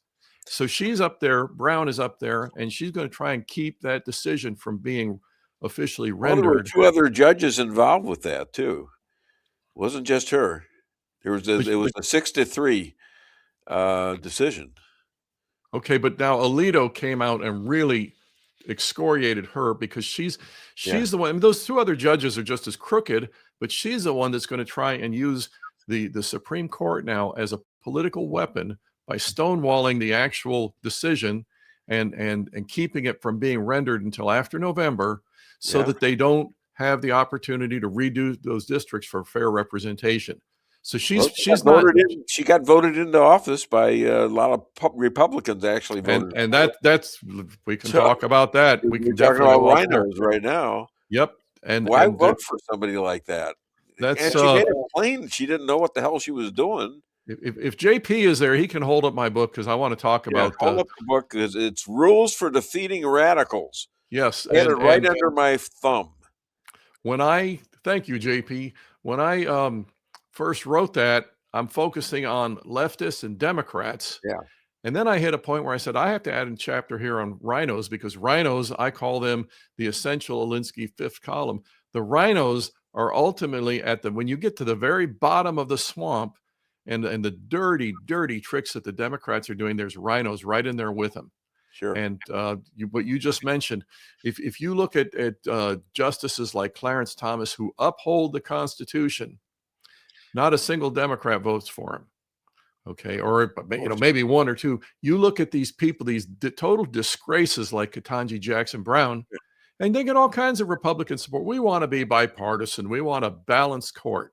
Now, balance on the court is a total myth. Balance should be anti-American. How about the best? But you know what? We need their version of balance. If you actually examine it, it's we need a balance between judges who uphold the Constitution and judges who trash the Constitution. If you have equal number of both, that's balance. Okay, this is how they see it. You can't you can't balance something like that with stupidity.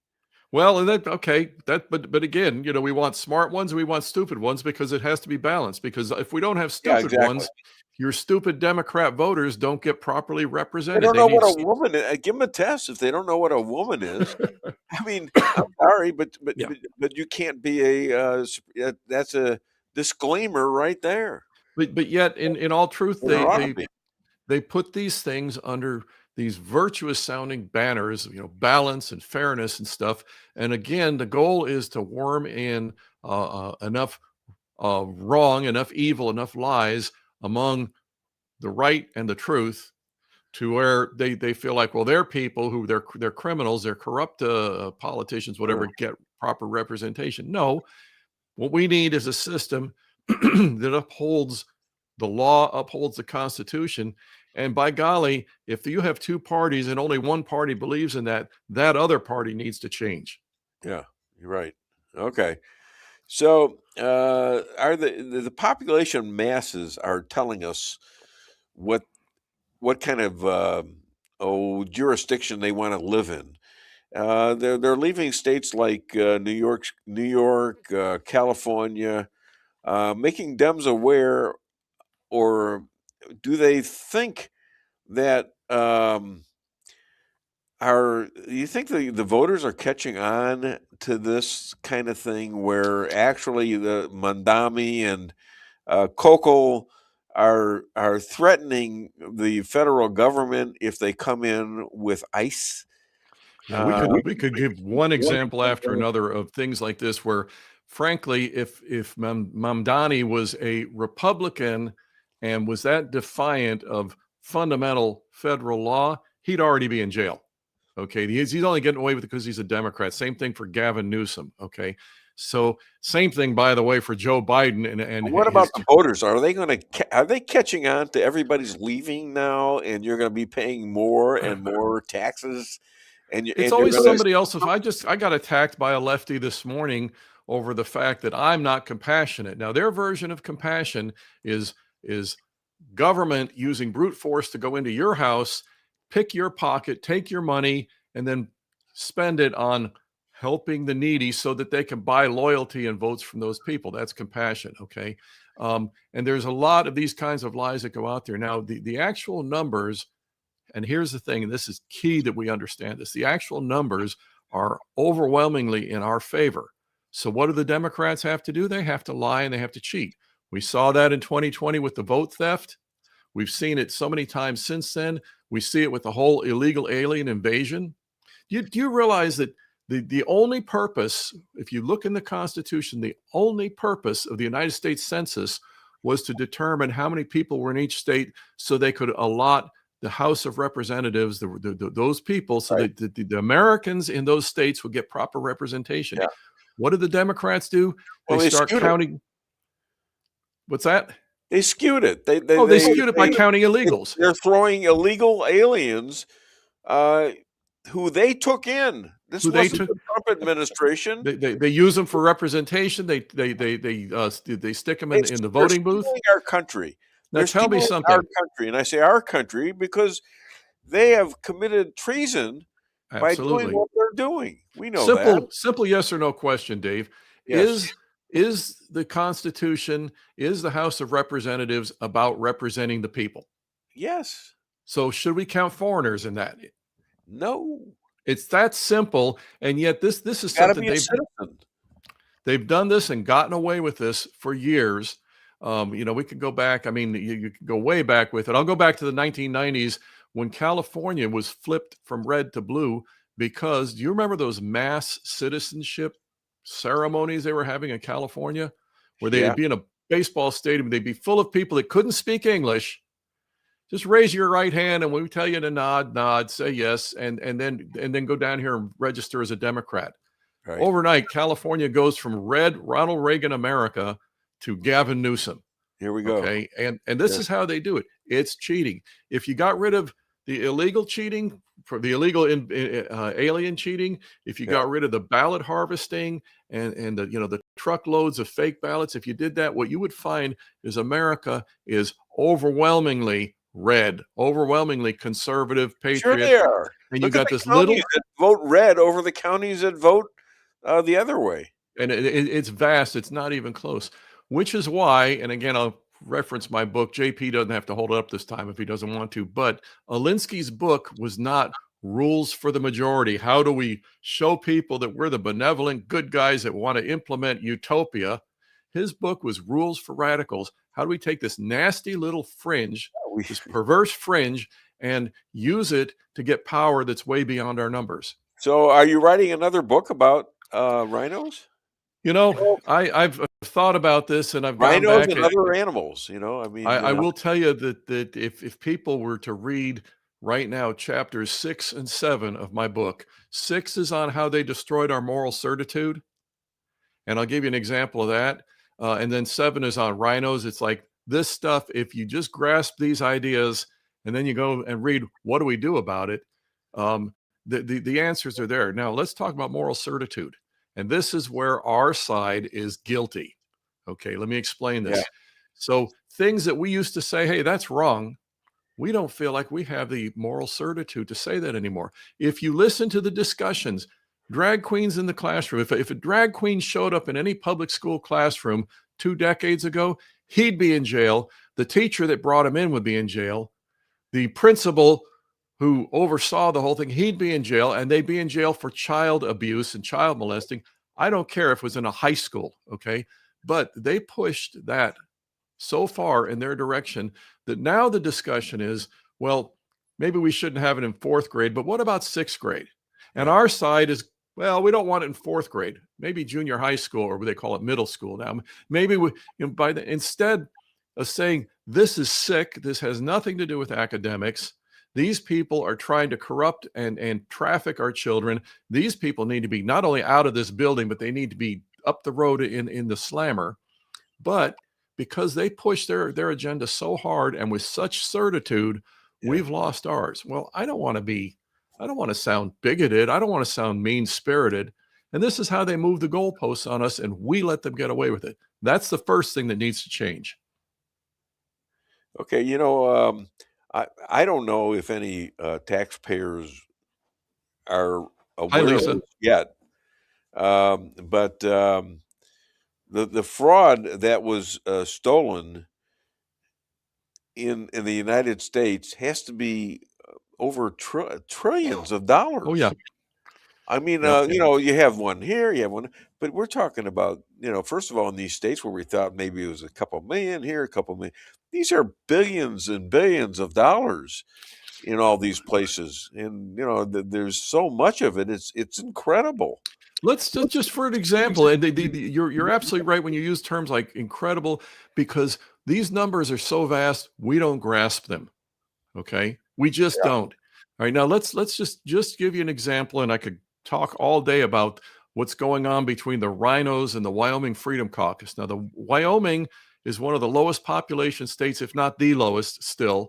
Okay, and so they have a much smaller budget because they have fewer people than most other states, if not all. Okay, in Wyoming, it's 80% Republican voters. I mean, we're talking red state America at its best. Okay, in Wyoming, there is a battle between the Wyoming Freedom Caucus, who dominate the state house side, and the rhinos in the Senate, and the rhino governor, who was a former Democrat who came in, who bought his governorship because he had all the big money, he had all the Soros money and other money, so he could do the campaigning. Okay, and in Wyoming, you're talking about a budget somewhere around 10 billion, whatever. And if you just take 1 billion out of that, they scream like they're dying.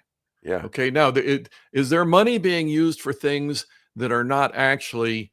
We can go back to the preamble of the Constitution: promote the general welfare, provide for justice, the common defense. Is there money that's actually being used for stuff beyond that it shouldn't be? Absolutely. Can you cut $1 billion out of a $10 billion budget? Of course. And make it work? Yeah. And if you say you can't, you're saying that budget is already above 90% efficiency. Really? You're going to tell me that the budget is 90% efficient in any government entity? Okay. $1 billion coming out of that. But you have all of these people that are screaming because, frankly, like you just described, now you're mentioning like Minnesota with Tim Walz and the whole Somali thing with the billions and billions there. But even $1 billion in Wyoming, one of the smallest state budgets, even $1 billion, that's an awful lot of money to pass around and grease palms with. And I mean, if you just have 100 corrupt people there and you get that $1 billion, that's $10 million each that they can sneak off of the system. Okay. You see how bad it is when you start talking about these numbers. We don't realize how big of a number we're dealing with. Yeah. And you're absolutely right when you say it's billions and trillions that have been used corruptly. And until we go back and figure out every little place where that budget is being bled, where those leeches are stealing that money, and go after them and hold them accountable, it's just going to keep happening. So let's talk about the Southern Poverty Law Center. From the late, was it the 60s or early 70s? Now served by a lawsuit because they fixed the riots by paying lefty groups to lie and to present themselves as reporting on MAGA. Okay, let's go back to one of the fundamental principles of Marxism. Marxism cannot advance itself in a healthy, wholesome climate where people are flourishing. If you read Marx, you read Das Kapital, it's like everything's going down the drain. We've got to take over and do something. Now, if things aren't going down the drain, I don't have any political clout as a Marxist. Suddenly I'm losing my ability to connect with people because they're happy. Got to fix that. Yeah. So we fix that by creating problems. The Southern Poverty Law Center is just a textbook example of how they do that. We need more racism so we can get more money to fight racism. And what you've got, again, you look at the 2020 riots, the George Floyd situation, et cetera. You had people being killed there. You had people being assaulted. You had arson. You had massive looting and theft. Okay. These Southern Poverty Law Center pot stirrers are every bit guilty of that. You and I have heard the whole thing about being in a movie theater and shouting fire, causing a stampede and people get hurt. And we're guilty at that point. These people who stoke this discord and do it on totally fraudulent means for the sole purpose of having as much discord as possible because that gives them political power. First of all, they're all on the left because that's how Marxism advances itself. Okay. Yep. So this is a partisan issue. It's always on the left when this kind of thing happens. These people are criminals. They're nothing short of criminals. And they don't just deserve to be brought up on charges for financial corruption and embezzlement. they need to be brought up and held as complicit, just like the judge that lets the murderer out. That judge is complicit. These people, they cause riots, they cause harm, physical harm to people. They are every bit as guilty. They were participants in that. Yeah. So for mayor in Los Angeles, to replace Karen Bass, there's a guy named Spencer Pratt and another gal who is on the in the Congress there, or in wherever they are in terms of their running of the city, complete incompetent. This guy, if you listen to him, he's an actor, but he was burned out of his house, and he is tough. He is livid about this stuff, and he should be. Does he have a chance to win? Well, this depends on the basic morality of the people. Okay, and this comes back to if I have a concept of right and wrong when I go into that ballot box or that voting booth, if I have a concept of right and wrong, then I look at these things and I say, are they really doing what they say they're going to do? Are they making things better? Because the Democrats, the leftists, always have these utopian promises. If you read Marx, if you read Alinsky, they're all about society is just going to be beautiful when we're done. Okay, it's just going to be perfect when we're done. Every place they go into turns into a hellhole. I almost said another word there, but it turns into a sewer. Okay, now you, the voter, if you have the interest of, I want a better society because I want healthy, I want safe streets and good schools so that my kids and my neighbors' kids can grow up and be healthy, functioning citizens. You go in, you may look beyond the campaign ads and things like that. But if you're a self-centered, and you can be a poor bum on the street and be greedy, by the way. Right. If you're a self-centered, morally debased person, you go into that voting booth and the only thing you say is, what do I get out of it now? Then you're liable to fall for the lies. And so this is what will determine the future of the Los Angeles mayorship, the governorship of California, and we can take it all the way across America. They're trying the same thing in Wyoming, and they're not having much success with it, but we want to get back to the good old days of the real Wyoming Republican Party, not these Freedom Caucus fanatics. And let me tell you something. I was there in the good old days of the good old boys that said that they were the real Republicans. And you had the likes of, do you remember Alan Simpson? Does that name ring a bell with you? Yes. Alan Simpson. If you look at the first amnesty bill, it was Simpson-Mazzoli for all the illegals coming in. Simpson-Mazzoli. It was a bipartisan bill. Alan Simpson fixed the border crisis by giving all these people amnesty. Look at the floodgates. I thought he was a tough guy, a real ironclad red American. Mr. Republican. He was best friends with Ted Kennedy. Okay, and so yes, we've got this class. Yeah. At work in Wyoming, trying to restore the good old days in the same sense that the Gavin Newsoms and the Mamdanis are going to make utopia in their leftist paradises there. And the common citizen has a choice. Am I going to vote for what's right? Or am I going to vote for what seems in my self-interest to be the best thing? Okay, let me cover some of these comments here. Aaron Crane, did any of America's founding fathers happen to say anything about their thoughts on America eventually turning into a two-party system? See, now that's a good question, except I'm going to take it in a little bit different direction, Aaron, because the two-party system is actually a symptom of the deeper problem. Okay, you are always going to end up in our form of government with some version of a two-party system because there is just a simple fact of reality. There's strength in numbers. If you create three parties and you say, well, see, we're not a two-party system, what you'll end up having is two of those parties ganging up against the other one for strength in numbers. And guess what? When the two parties gang up against the other one, you're back to two parties. Okay, again, that's a symptom. The deeper problem is that in the current state, I love the way General Flynn calls it. He calls it the uniparty. In the current state, you have the immoral Democrats, the morally corrupt Democrats pushing their hardcore leftist agenda really hard. And then you have the Republican Party that's been infiltrated with people who call themselves Republicans are actually Democrats. That's why we call them rhinos. And they're getting their kickbacks from these guys. They're getting their kickbacks from the public trough. And so what you've got is this one pushing hard and this one coming alongside it. And this is why it needs to go back to we got to fix the deeper problem, which is the grassroots morality that they accept or don't. I have my next guest. Okay. He's a very demanding person. And other than Dave Weinbaum Show, where can people buy your book, which is Rules for Defeating Radicals? I've got the link right up there on the screen. Amazon. That's where it's available.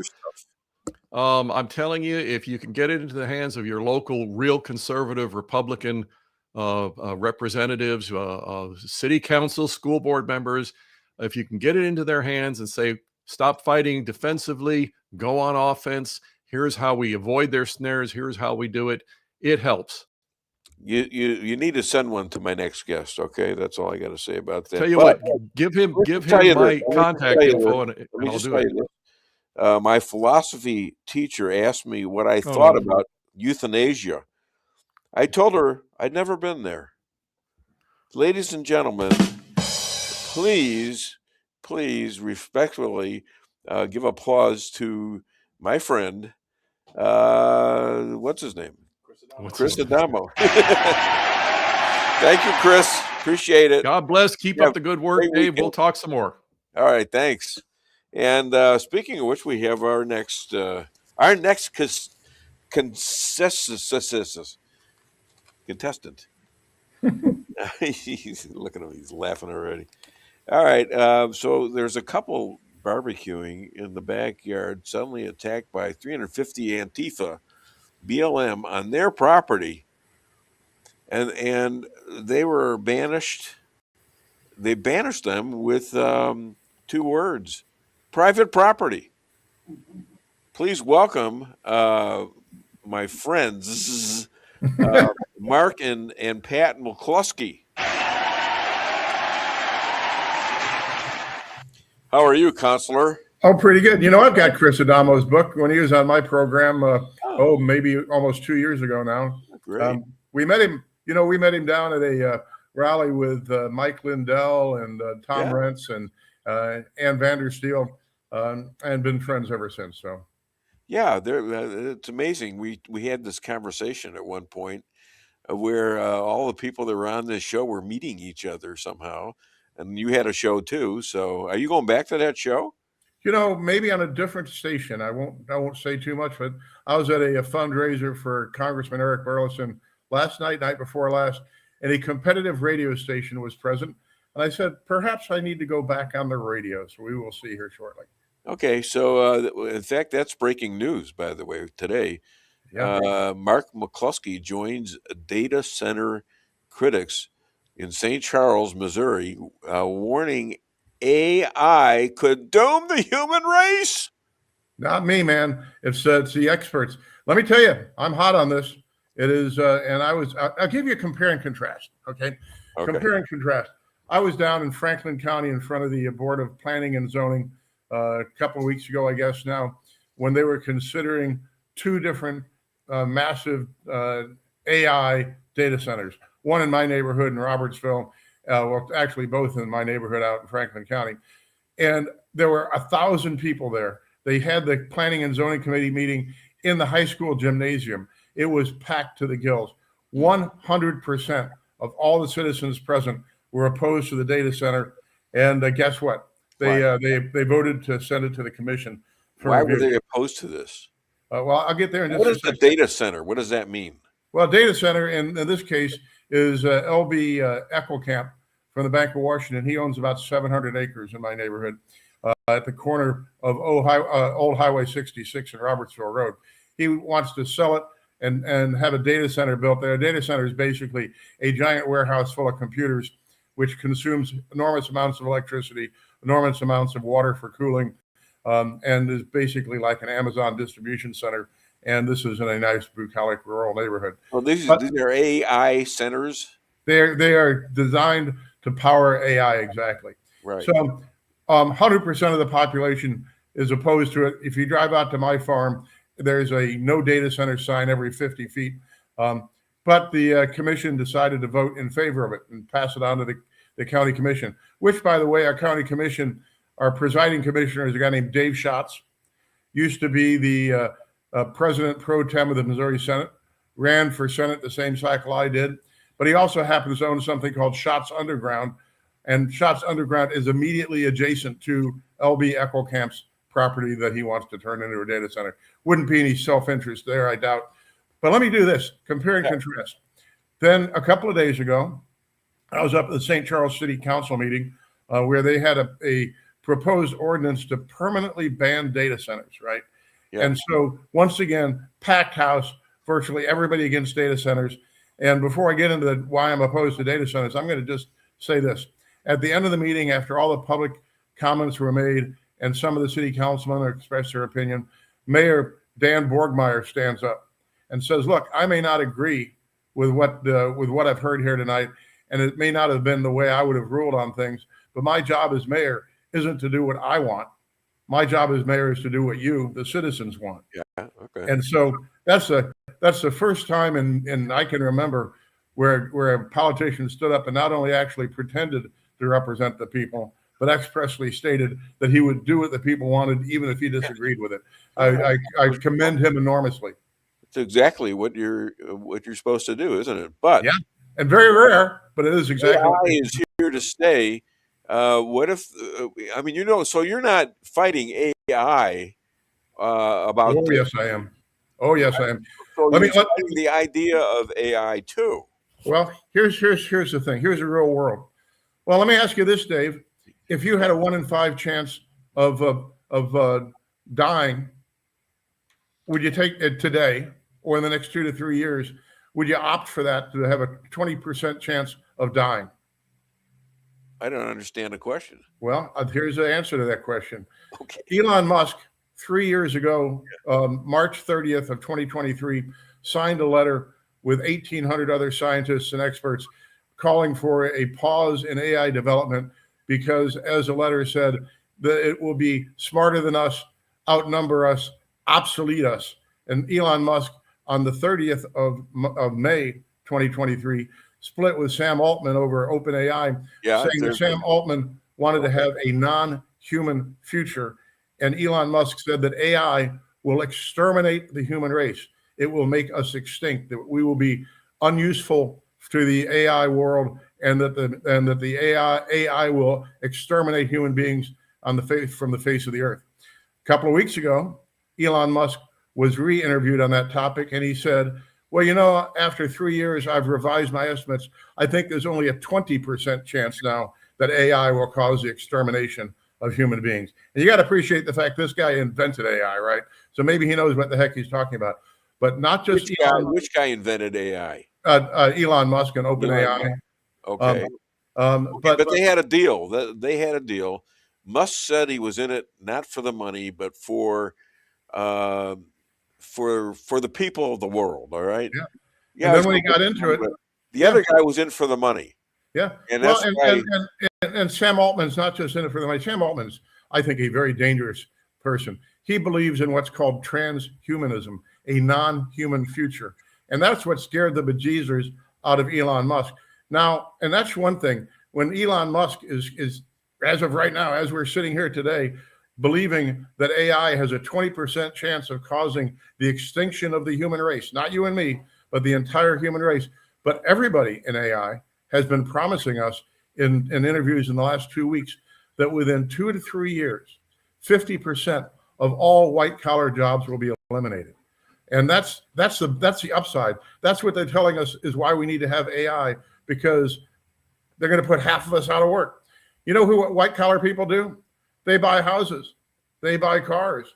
They buy lake houses. They buy property. They produce things. They generate the revenue of the United States. What happens if AI puts half of us out of business in 2 or 3 years? Who's going to pay those mortgages? Who's going to pay those car loans? Who's going to do the material work of the country? No one has ever discussed why putting half of us out of work in 2 or 3 years is a great thing.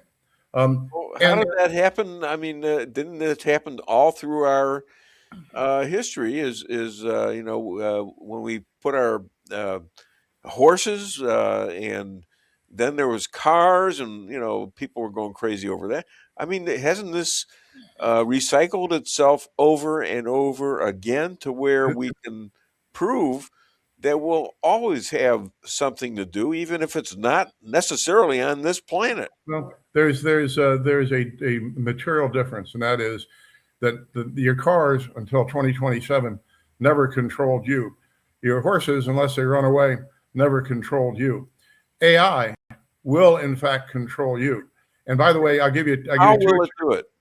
Okay, here's the thing. I'm sure your listeners and you are aware of this, that we now have a federal law that says all cars made after 2027 or beginning of the year 2027 have to have a kill switch on it.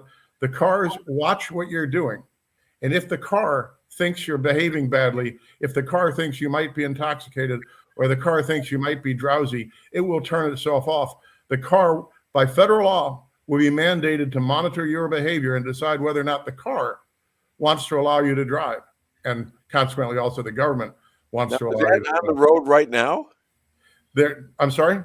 Is that kind of car on the road right now? Well, I not to the extent that it's going to be mandated by law next year, but my Cadillac has got a camera that watches me. And if I veer through the lanes, camera, oh my God. If I veer through the lanes, it puts a flash up on my desk, says, "Are you tired? Would you like a cup of coffee?" My car, right? But think about this. Yeah. Well, so here's the thing. About a year ago, in June, do you want a massage? I would tell your wife about it. Well, she's more negative programming about me than you can possibly imagine. But here's the thing. I'll be totally honest about that. I mean, this should literally scare the living bejesus out of every human being, yet nobody's talking about it. Here's the thing. Well, what about all the robots that are going on? I mean, the robots are building cars and the robots, in my humble opinion. Well, let me back up. Let me just do it the way I like to explain to people. When you go to these hearings on data centers, everybody's talking about water pollution and diminishing the water supply and the cost of electricity and noise pollution, all these kind of stuff. That's like deciding what color to paint the gangplank on the way up to the Titanic, because that's not the issue. These are the things that the politicians tell us, oh, it's going to be great because of revenue and tax and all this kind of stuff. When in the real world, they're basically, they generate no long-term employment, and they guarantee us, they're all telling us, they're not whispering it, they're shouting it, that in 2 to 3 years, we'll eliminate half white-collar jobs. But here's the thing. The difference between changing from a horse and plow to a tractor is that you run the horse and the plow and you run the tractor. A year ago, June of 2025, Anthropic, that has this Claude AI program now, ran a test of the 16 most popular AI programs to see what would happen if the agent programs, the stuff that runs in the background, what would happen if the human beings were found out to want to turn off or modify or disable the agentic programs, the AI programs. And they found out that virtually 100% of all the AI agents out there, the agent programs, blackmailed the human beings that allegedly ran the programs.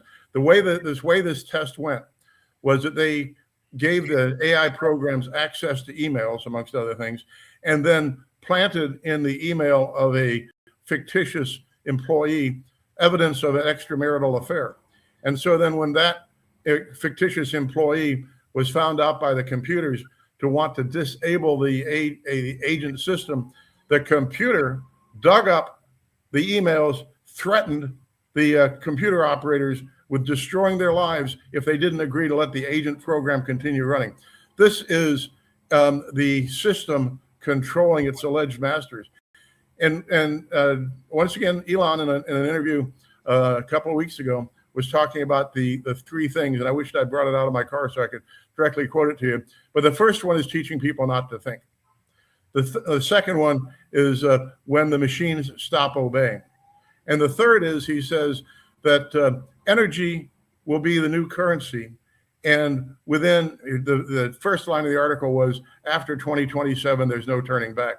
And the third thing was that energy becomes currency and everything is going to become autonomous. And he says, this isn't a catastrophe. This is a biological evolution. And so even Elon, who 3 years ago was saying, holy crap, AI is going to extinct us as a species because we'll no longer be necessary, and we actually will be a threat to the machines, is now saying, okay, it's inevitable. We're going to become the cybernetic organisms. And Sam Altman, this, I think he's probably a little insane. He genuinely believes, and people like him, the people that believe in this new religion of transhumanism, believe that they will be able to upload their consciousness into the AI programs and become immortal. It sounds like our political situation right now. It sounds like the Democratic Party. Well, it sounds like what we have right now is we've got politicians. And by the way, I was at a fundraiser the other night with Eric Burleson and Bob Onder, and I like both of those guys enormously. But I'd met Eric a little earlier before the fundraiser and expressing my concerns over AI. And Eric had been in IT before he became a congressman. And he assured me that he looked at all this stuff and, was quoting Milton Friedman when he was visiting Brazil or Argentina or something, and saw all these guys out there with picks and shovels building a highway. And Friedman says to the crew chief, don't you have tractors? Don't you have bulldozers? And he says, no, we've banned them. And he said, why did you ban them? Well, to maintain employment. And Milton Friedman says, well, if you really want to maintain employment, then take away their shovels and give them spoons, right? The difference is the bulldozers are not going to conspire against you to kill you. AI will. And the smartest guy that we're told the smartest guy on the planet, definitely by far the richest guy on the planet, who developed one of the first AI programs, is telling us it will kill us. And at a minimum, even if it doesn't kill us, within 2 or 3 years, it will put half of us out of business. And nobody's telling you what the upside. Why did he go from 100% to 20% belief? Well, I've asked that question for the last year since he came on board with the Trump administration. And the Trump administration, contrary to what they're elected to do, of course, put Mark Zuckerberg and all these folks in charge of the president's AI program. And now we're told that AI is the most important thing. And these data centers, we're talking 3,000 new data centers set to be built this year in the United States alone. And it is an avalanche. It is an explosion of something which no one wanted, no one thought we needed. Elon Musk said would be the end of humanity as we know it 3 years ago, to now being something that we all have to do because it's going to be so wonderful for us. But what it does is it makes a huge amount of money for the people that are going to build these things. It gives them absolute total surveillance, total control. And they believe, just like the followers of Stalin and Mao believed, that if they sucked up to Stalin and Mao, they wouldn't be killed. The people believe, the people in charge of all this believe that they will be able to control it. Well, Elon Musk thinks it's a great theory. No one knows for sure if that will happen, but it could. Well, not only could, the guy who probably knows as much about as anybody in the world. Absolutely happen. Well, everybody agrees. There's nobody that disagrees that what will absolutely happen is that half of white collar jobs will be destroyed within 2 to 3 years. That is universally accepted by all the people, that even the pundits, expressly the pundits in favor of AI, and they never tell us why that's a good thing. But here's that 20% chance that Elon says of the extermination of the human race. My wife carries one of those little Lady Wesson 38 special pistols, 5-shot pistol, right? Yeah. Take that gun, put one bullet in the cylinder, spin the cylinder, close it, put it up to your head, and pull the trigger, right? Yeah. If you had a 1 in 5 chance of killing the entire human race by pulling that trigger, who's going to want to pull that trigger? Yet nobody's talking about this. Well, you are. Yeah, I'm going to do it from now until the day my car tells me to run into a tree. I mean, when your car, I said this on radio program on Saturday morning. If the government is already putting a chip in your car, where your car is going to tell you when and where you can drive, and if you're fit enough to drive, how long do you suppose it will be until the government, and that's by law, that's mandated by law.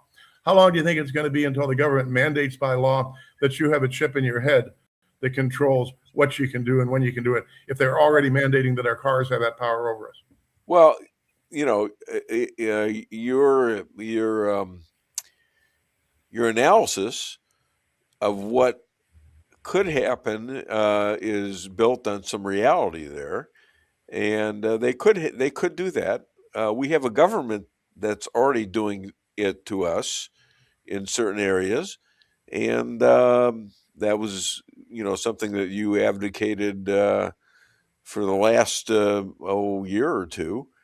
But I don't know. I just don't know that we would let this happen, and how we could let this happen. Quite frankly, the guys in the trucks or digging ditches. I don't understand how they're just going to what are they going to do to them all? I mean, what are they going to do to the people that want to run the country? They're going to kill us all, or blackmail us all, or just let us starve to death, or create viruses, or once the AI programs can tell you what's true and false. Well, let me back up this way. I have 3 different sets of the encyclopedia in my house. I got a set of encyclopedias that was printed in the early 1800s. I've got a set that was printed after the Civil War. And I've got a set that was printed when I was a kid. You can go back and you can see what reality was at least the propaganda was, by going back and looking at earlier versions of the encyclopedia. But and even today, there is almost no written record. When you want to know an answer to a question, you turn on your cell phone and you ask Grok or whatever your current running AI program is, and it tells you what it believes or what the facts are. There's no way to check whether or not that's true or just made up by the program. But there is. I use it. I use AI, and I go back and say, well, you're not telling me the truth, because I look at other things too, and pretty much they gotta give it up. Well, they got to give it up and say, well, okay, yeah, that's right there. And we understand your passion and all this. And then they get a little less demanding on what they're telling me. Well, that is today. And by the way, most people that are younger than we are, that don't read books, that don't have a background in history, their only frame of reference is what their cell phone or their iPad tells them. But isn't there competition between them that's going to not gather together, but they're going to fight each other over the facts? Yeah. Well, the facts are one thing, but I think when you're saying how are they going to get rid of us? In COVID, right? They identified who could go out to work and who had to stay home and be quarantined, right? If you're a sex worker or Walmart, you got to go to work. If you're a liquor store, you got to stay open. If you were a priest, you couldn't open your church. If you were a mom and pop drugstore, you had to close down. And millions of people around the world died, right? Bill Gates said when he was advocating world population reduction, 20 years ago, even now, it's a long time ago, that the best way to reduce the human population is through virus. Well, you have AI programs that know everything about everybody, that collect information. And I'm going to say 2 things. And I challenged a radio audience I was talking to on Saturday with this. Turn your cell phone down, put it 5 feet away from you, talk to your spouse about something you really want to buy, and then turn your cell phone back on. And I guarantee you there will be an ad for that on your cell phone. I've got a better one.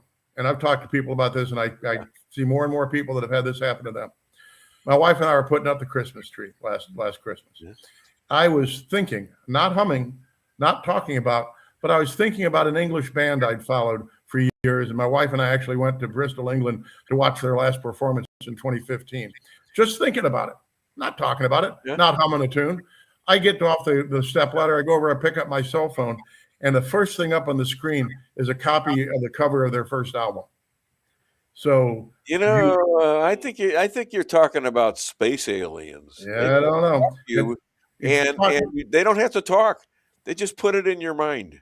Well, I was going to say, if your cell phone And by the way, when you ask Grok about that, yeah, it says it's not that they actually read your mind, but that the algorithms know so much about you that they know what you're thinking, even if they're not reading your mind.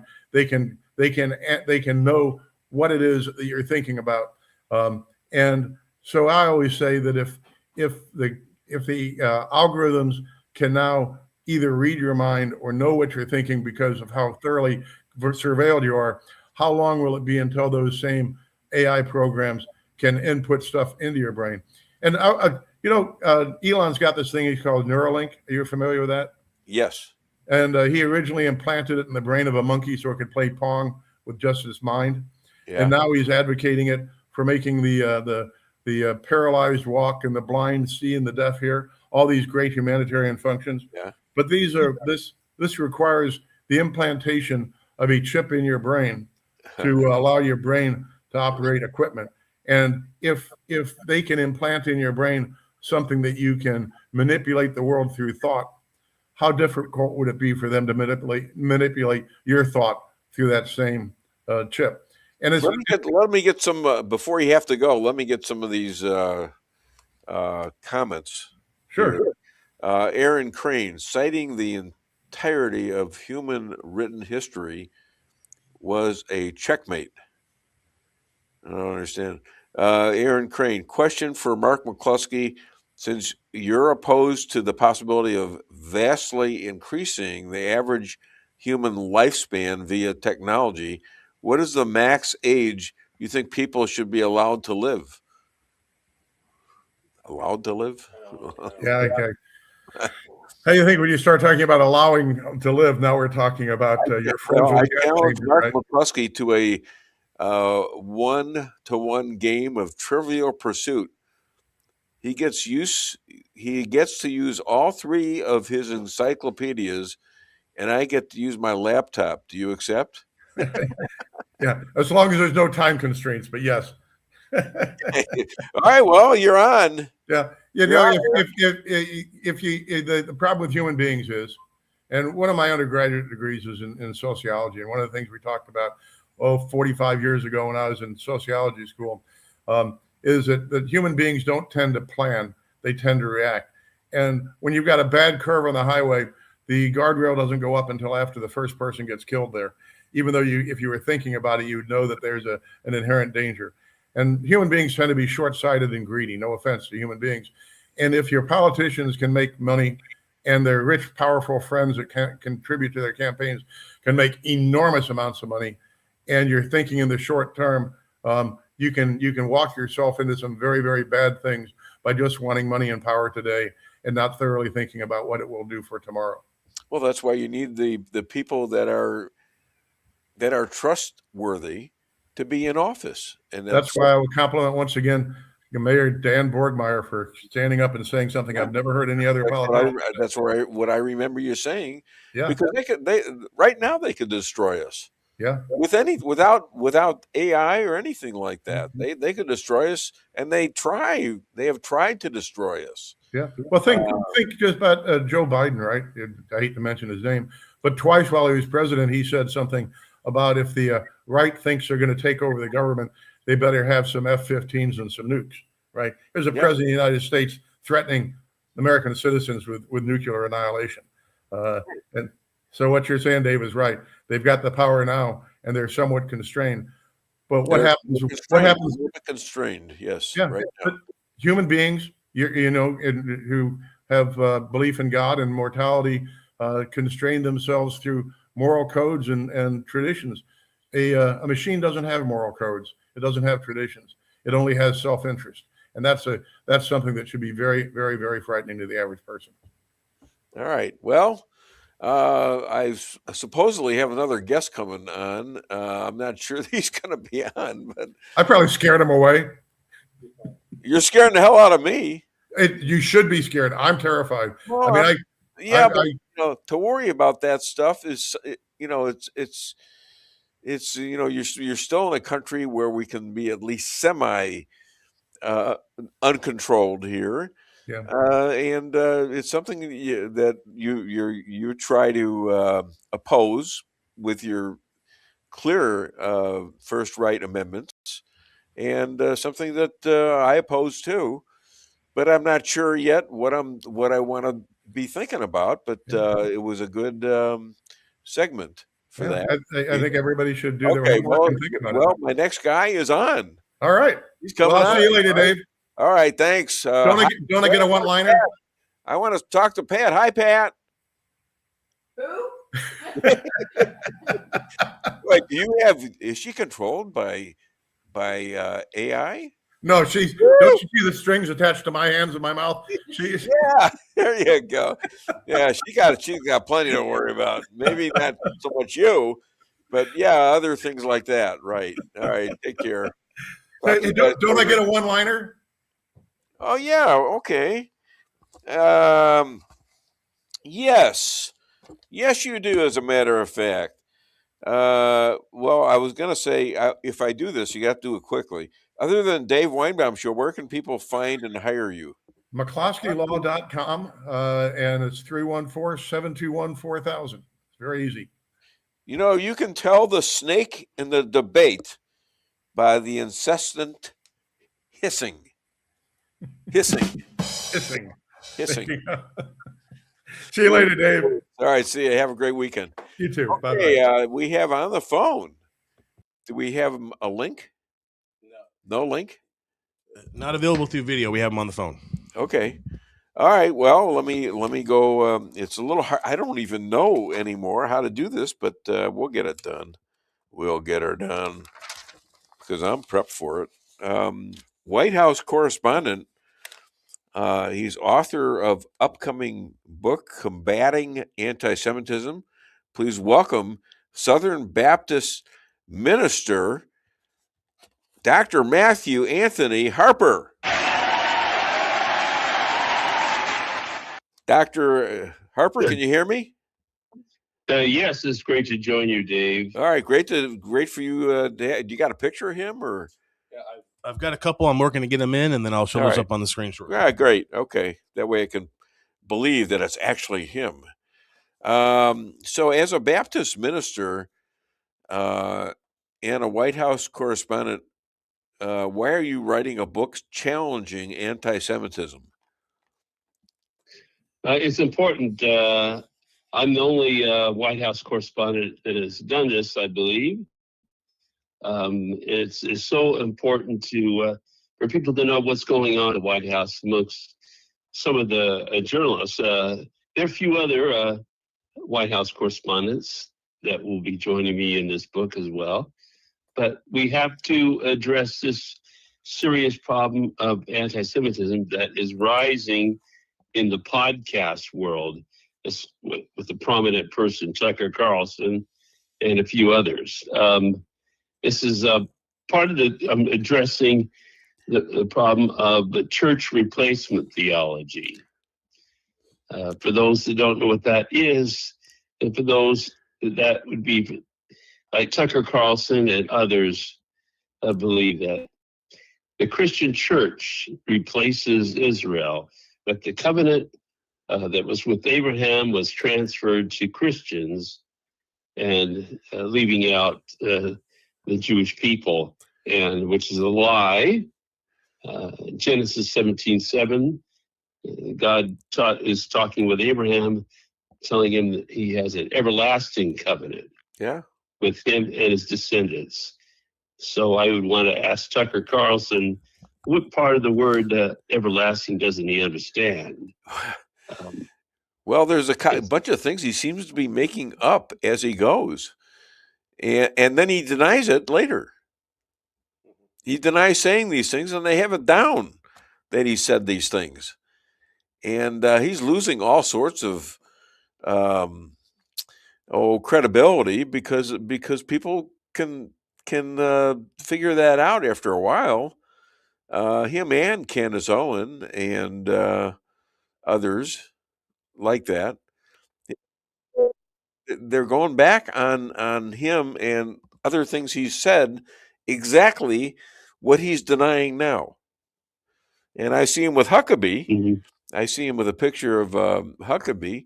I see him with a picture of you and Huckabee, knowing full well that he had a conversation with Huckabee, and it was a lot of lying going on, a lot of anti-Semitism going on during that conversation, and Huckabee handled himself very well. So what's your relationship with Huckabee and Bibi? Oh, okay. Well, I have a picture with, it actually had several videos with Ambassador Huckabee. That's on our YouTube channel, by the way, for those that want to look that up. Our YouTube channel name is Intermountain Christian News, so people can easily go to that. That's the name of our channel. And so I met that would be in August of last year in Jerusalem with the U.S. Ambassador to Israel, and I was scheduled to be joining him for an interview in Jerusalem just about 5 or 6 weeks ago or so. Oh, okay. But because of the war, he had to cancel my interview with him. It will be rescheduled, hopefully here in the near future. Well, my rabbi, a friend, he's on every week except for this morning. He's flying back to Israel finally, and he talks to a lot of evangelical people like yourself. I'm not sure if that's the case, but he has convinced a lot of evangelicals that we come from the same root. We're with each other on so many things that the differences shouldn't make all that much of a hatred or anything. We should be friends, despite the obvious things that we don't have to be friends about. And he's had a lot of success doing this over the years. He's been doing it for like 17 years. And he's been on the show for about 17 years too. So, well, it is so essential crucial to address this now with this great rise of anti-Semitism. And I'm surrounded at the White House by anti-Semitic journalists. I've had several Arab journalists around me at the U.S. State Department during the Biden administration. One of them criticizing me for my questions when I asked a question about the Gaza death statistics. And I questioned them and saying that they were inflated. So Hamas cannot be trusted, and they were lying about these death statistics but that's one of the examples of what I have to deal with, besides being bullied by a few other reporters at the White House. And it was about the anti-Semitism, right? It wasn't because you were a bishop or a minister, Baptist minister. It's because of what I do on anti-Semitism, I believe. But it's just a form of harassment at the White House. And now you laid this on Carolyn Levitt as being the person. What? We actually have he sent me a clip. I actually have a clip about that I was going to share. Oh, so please we can do. Actually hear absolutely. Absolutely. I was thinking we might have a clip like that. We're going to put a clip on here with you and Levitt. Yep, here we go. Dr. Harper. I'm Dr. Anthony Harper with the Intermountain Christian News. Thank you for taking my questions. Given the nature of the Palestinian Authority, with their pay to slay, teaching Jew hatred to children, corrupt leaders, and no elections for 19 years, who does President Trump support to govern Area A and Area B to prevent Hamas from ruling? And what is President Trump's position on Israeli sovereignty? Sure. Well, the president believes Israel, of course, has a right to defend itself. As for the first part of your question, you're getting ahead, Dr. Harper. As I told you, the president wants Hamas to accept this proposal right now. He wants to see peace in this region, and he's committed to doing that. Dr. Harper. That was you. Yeah, that was great. That was great. Now, since then, were you kind of put on the shelf or what? And put on the shelf. Yeah. Only allowed to ask one question in about a year and a half. Yeah. And for her to ignore the Christian media is very alarming. Well, it's alarming too that Trump would allow that, and that this did not go through Trump. Yeah, I mean, there are very few, people from a Christian perspective there in the White House correspondent, the press corps there. But as far as Christian media, identifiably so, it's very few. And I'm usually the only one asking questions on anti-Semitism issues. In that area A and B is referring to Judea and Samaria. Right. Why do they have to call it A and B? Why not Judea and Samaria? Because that's what it is. Well, she didn't understand maybe what I was talking about, or she could have. But still, so that is real Israel when you come down to it, because it's Judea, meaning Jewish, and Samaria. Those are titled right around the time of Abraham, I think. This is very significant in that Christian leaders, evangelical Christian leaders, sent a strong letter to President Trump last year, almost demanding that he honor Israel's sovereignty, make a bold statement about Israel's sovereignty over that area. But President Trump is refusing to do that. If you remember, he made a strong announcement on the Golan Heights.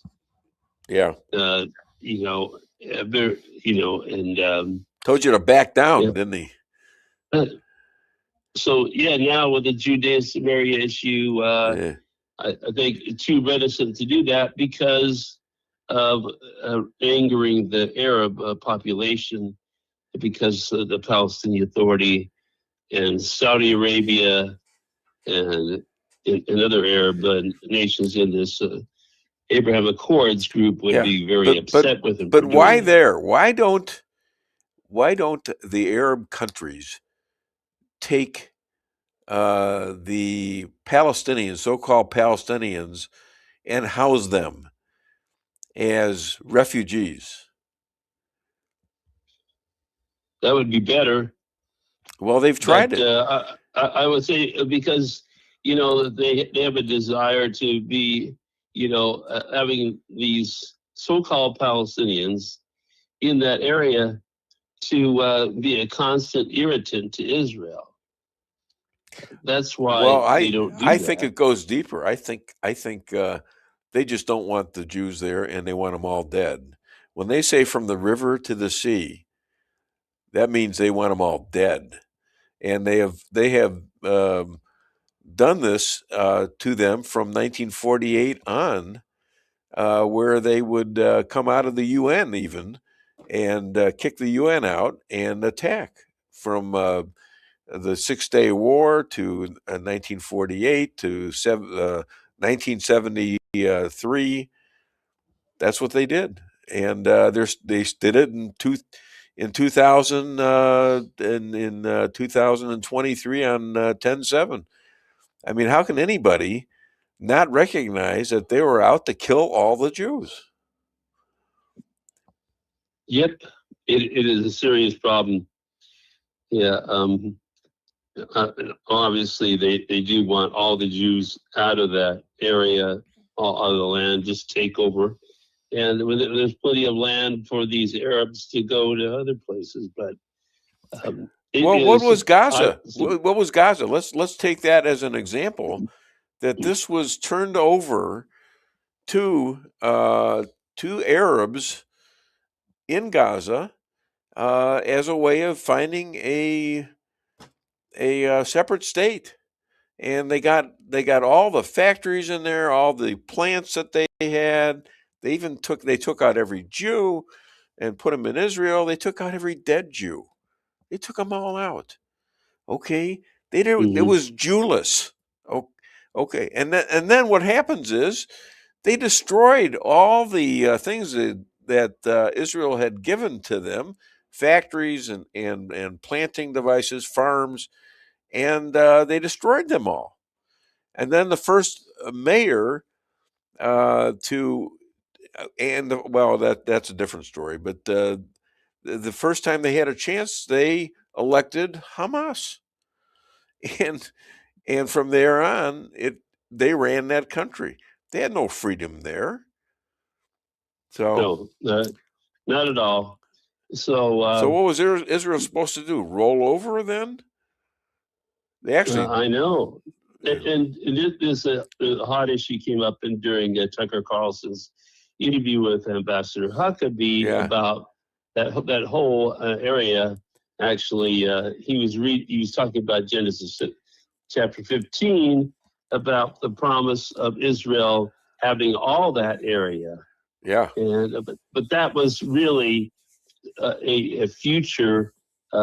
Ambassador Huckabee did not explain that was under the Jewish Messiah's reign. It's not to be right now. It's something. It's a prophecy of the future. What do you think turned these people to be anti-Semitic? What about Candace Owen and Carlson? Especially, they seem to have really. I mean, Candace Owen used to work for a lot of Jewish people, including Ben Shapiro and Plager and things like that. And then suddenly she marries a Catholic, and she decides that we're the worst things that could ever happen to the world. Very, very likely a Catholic that's anti-Semitic. But no, I would say what the reason for all this happening is they're influenced by Arab and money as well. That's what I'm thinking. I wouldn't be surprised if they were bought off in some ways to influence, because Tucker Carlson was saying that there's more freedom for Christians in Qatar than there is in Israel. What a lie. Yes, sir. Why is that a lie? That to me indicates that he's influenced by Muslim. Why is that a lie? No, Tucker Carlson was saying that Christians had less freedom in Israel. That's a lie. And also less population of Christians as well. All the people that were working for that country, the other country, what is that again? The country we're talking about? Yeah, Qatar. They were there on contract to be to build stuff. They were not citizens. In Israel, there are citizens there. There was about 150,000 Christians, and they love being there. And they love that they're in the Holy Land, and they're part of their citizens there. And they have they fight with the IDF in the IDF, Israeli Defense Forces, and they are very happy about being a free citizen in Israel. So he's lying, and he knows he's lying.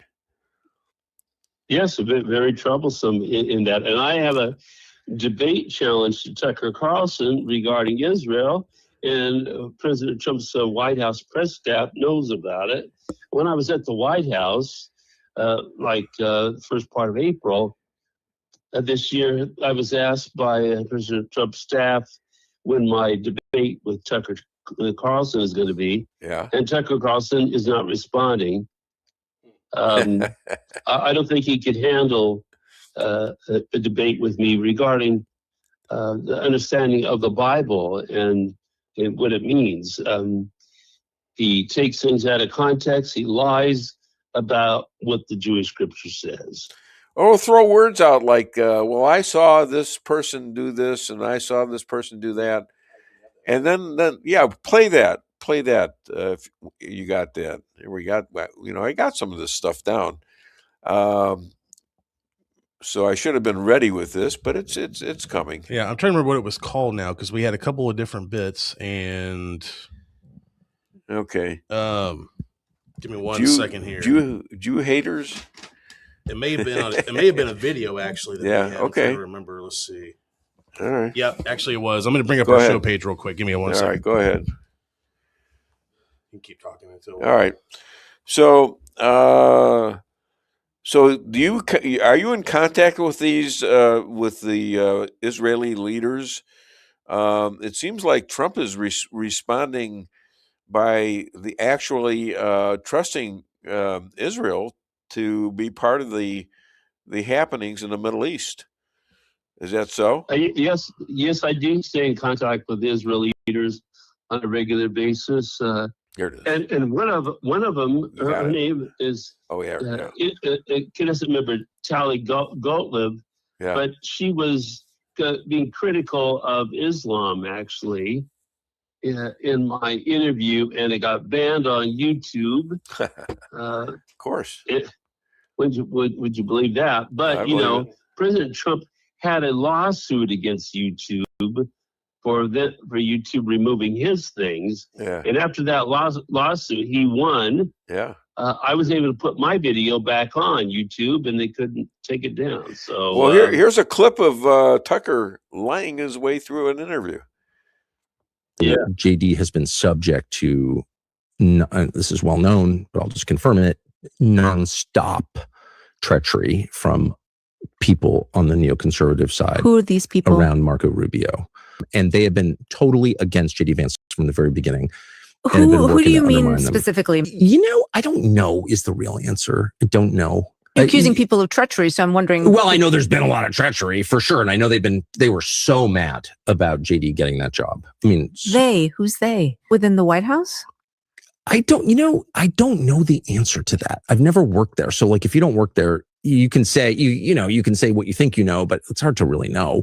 This is me looking skeptical. Yeah, well, no, but it's me being honest. Like, I don't really know. This is well known that people are doing this. I mean, that's what I've heard. I don't really know, but I do. Who? Like, who specifically? See, when you say who, I don't know at all. Like, at all.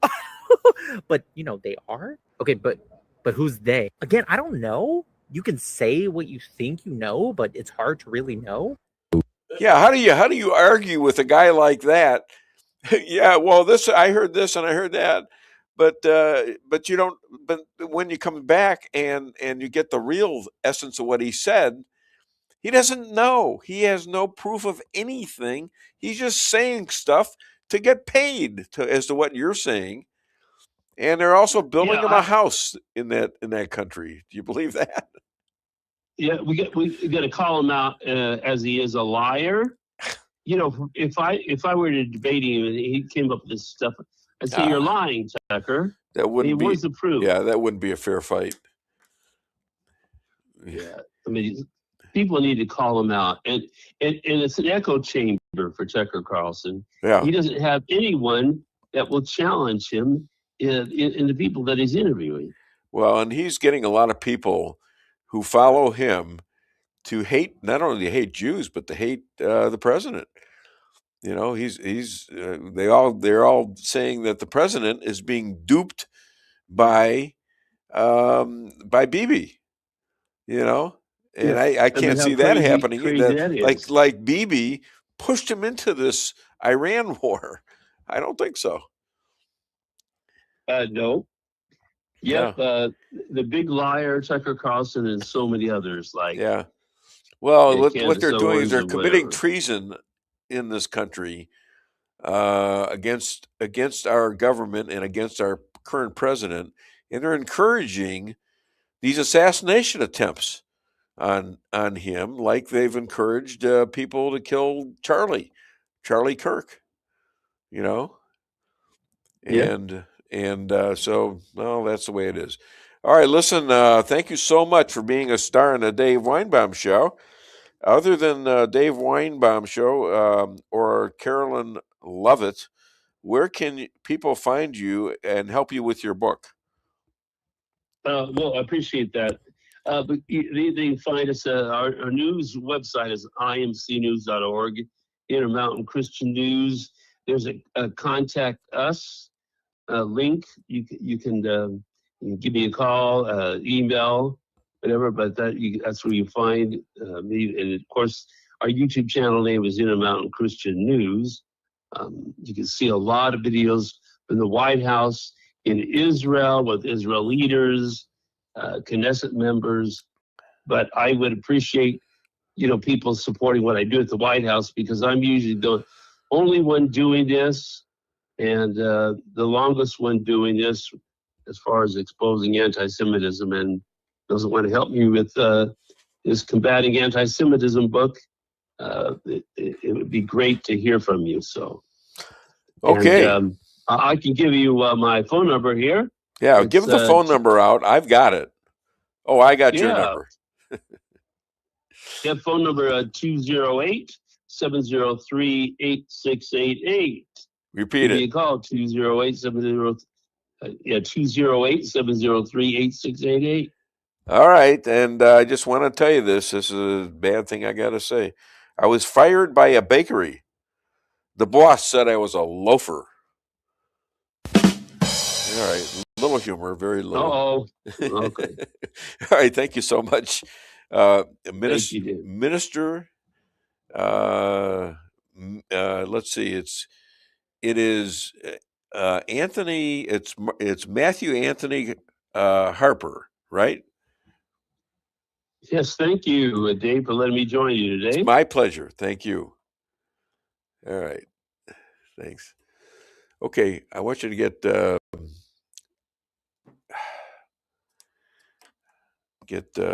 caller on the line that was on earlier, Adolf. Yeah.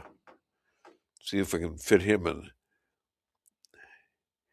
Okay, because we only got like 5 minutes or so, less than 5 minutes. Are they answering? Well, I got to thank you guys for the show. I thought it was a really good show, and I think I'm going to be back next week. In the following weeks, we might be out of town, so to speak, on a vacation, maybe, and we'll see. So we'll see if